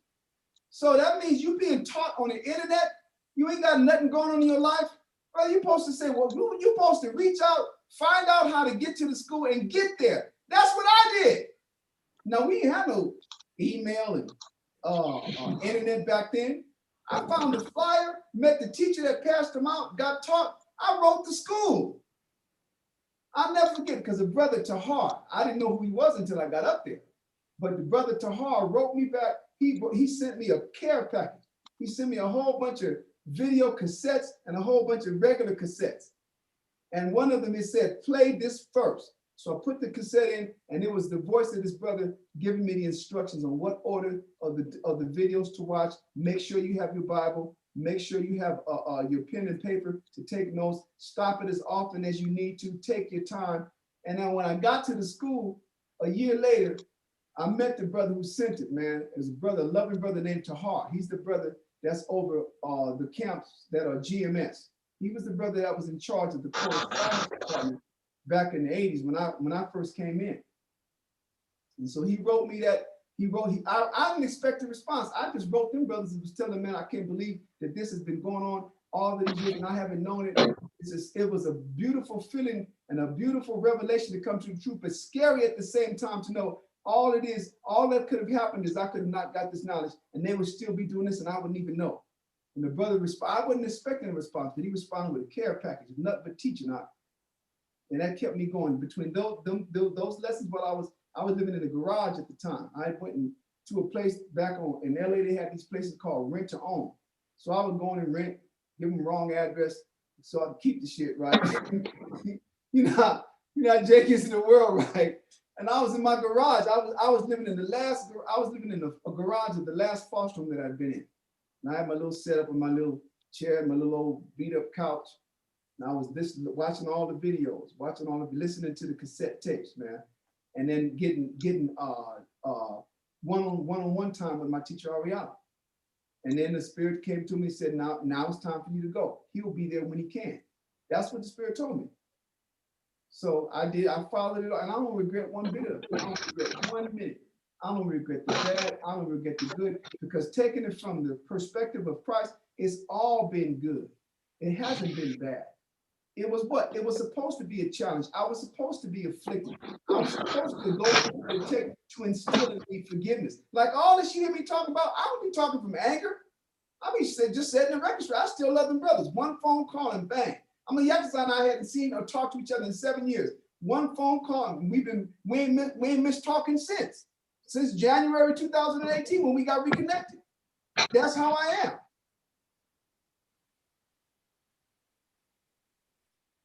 But I ain't playing no games. I'm not all into the pacification. I understand that the Most High create a dynamic where if men can't work together, then they part ways, then they be at peace with each other. You just go ahead and let a man do his work. But when you come and try to tear down work that that another man is doing, that's where you are. That's where the contention come in. So you brothers, it says, and if thou seest a man of understanding, now you have different ways to view this understanding. However you're watching, YouTube, Facebook, I don't know all these different platforms, but you're supposed to what? You're supposed to be willing to do what the apostles did. That's what motivated me also. I read Matthew, how Christ acquired his first 4 apostles, and that blew me away. And I asked myself the question, Lord, what would it be like? What would it be like if I did that? Talking about James, John, Peter, and Andrew. Christ said, follow me and I will make you fishers of men. And it says, and they straightway left their nets and left their father and followed him. And I wanted to know what it was like. And now I know, because I did it. And that's still supposed to be done. So that path, that action, that course of action is still supposed to be taken. Amayatazar did it. He was in London. I taught a friend of his. And his friend went home and shared it with him. And he was like, damn, what would it be like if I went there? And so he did. All we do is follow the examples of the scriptures. That's what men watching all. You ain't supposed to just, why stay in the comfort of your own home and only know knowledge and only get theory? When the Most High is trying to give you brothers the power, when he's trying to set you up for the greatest positions that's going to be in the kingdom. Read the last verse, Amayatazar, verse 37. Ecclesiasticus chapter 6 and verse 37. Let thy mind be upon the ordinances of the Lord, and meditate continually in his commandments. He shall establish thine heart, and give thee wisdom at thine own desire. He shall establish thine heart, and give thee wisdom at thine own desire, meaning according to what you demonstrate you want. That what your desire is not what you sit around, oh, I just wish I, no, you got to go. You have to show him the wisdom that you want. You have to demonstrate it. You have to follow what? All of the directives that he gave us, being, suffering, sacrificing, committing to this, putting your feet into the fetters and your chain, your neck into the chain. That's what you're supposed to do. So that's why I said tonight was really about what? All of that was still entry level. That's the mentality we're supposed to come into this truth in. And then we take that mentality and we build upon it. That means what? That means the more we suffer, the more we give. The more we learn, the more we do. The more we see and experience, the more we commit to. We don't get to a certain level and then pull back. We're supposed to build upon this level of servitude. We're not generals, we're servants, we're stewards. The general simply means what? That just means that you've assumed more responsibility to getting more things done than the newer men. It ain't about your authority. It's about your servitude. I'm done, Amayatazar. We got class tomorrow. Yeah. Brothers and sisters, we're going to continue this, right? We're going to continue this next Friday. So y'all have a good week. Keep on fighting, right? Keep on working with one another. Keep on serving the body's needs, and pray and ask the Most High to provide for you to be able to do more and to send strong-bodied men, man, so that you can get more done. We ain't talking about armies. We're just talking about the right ones, huh? Amayatazar? Yeah. Wrap to you tomorrow, huh? Okay. All Shalom. right. Shalom, brothers. Shalom, sisters. Wow.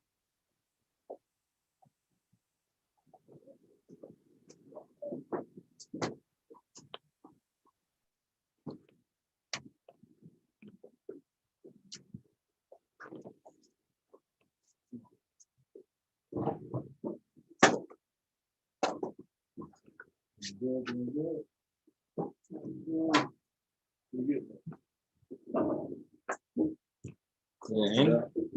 Did it end? Yeah,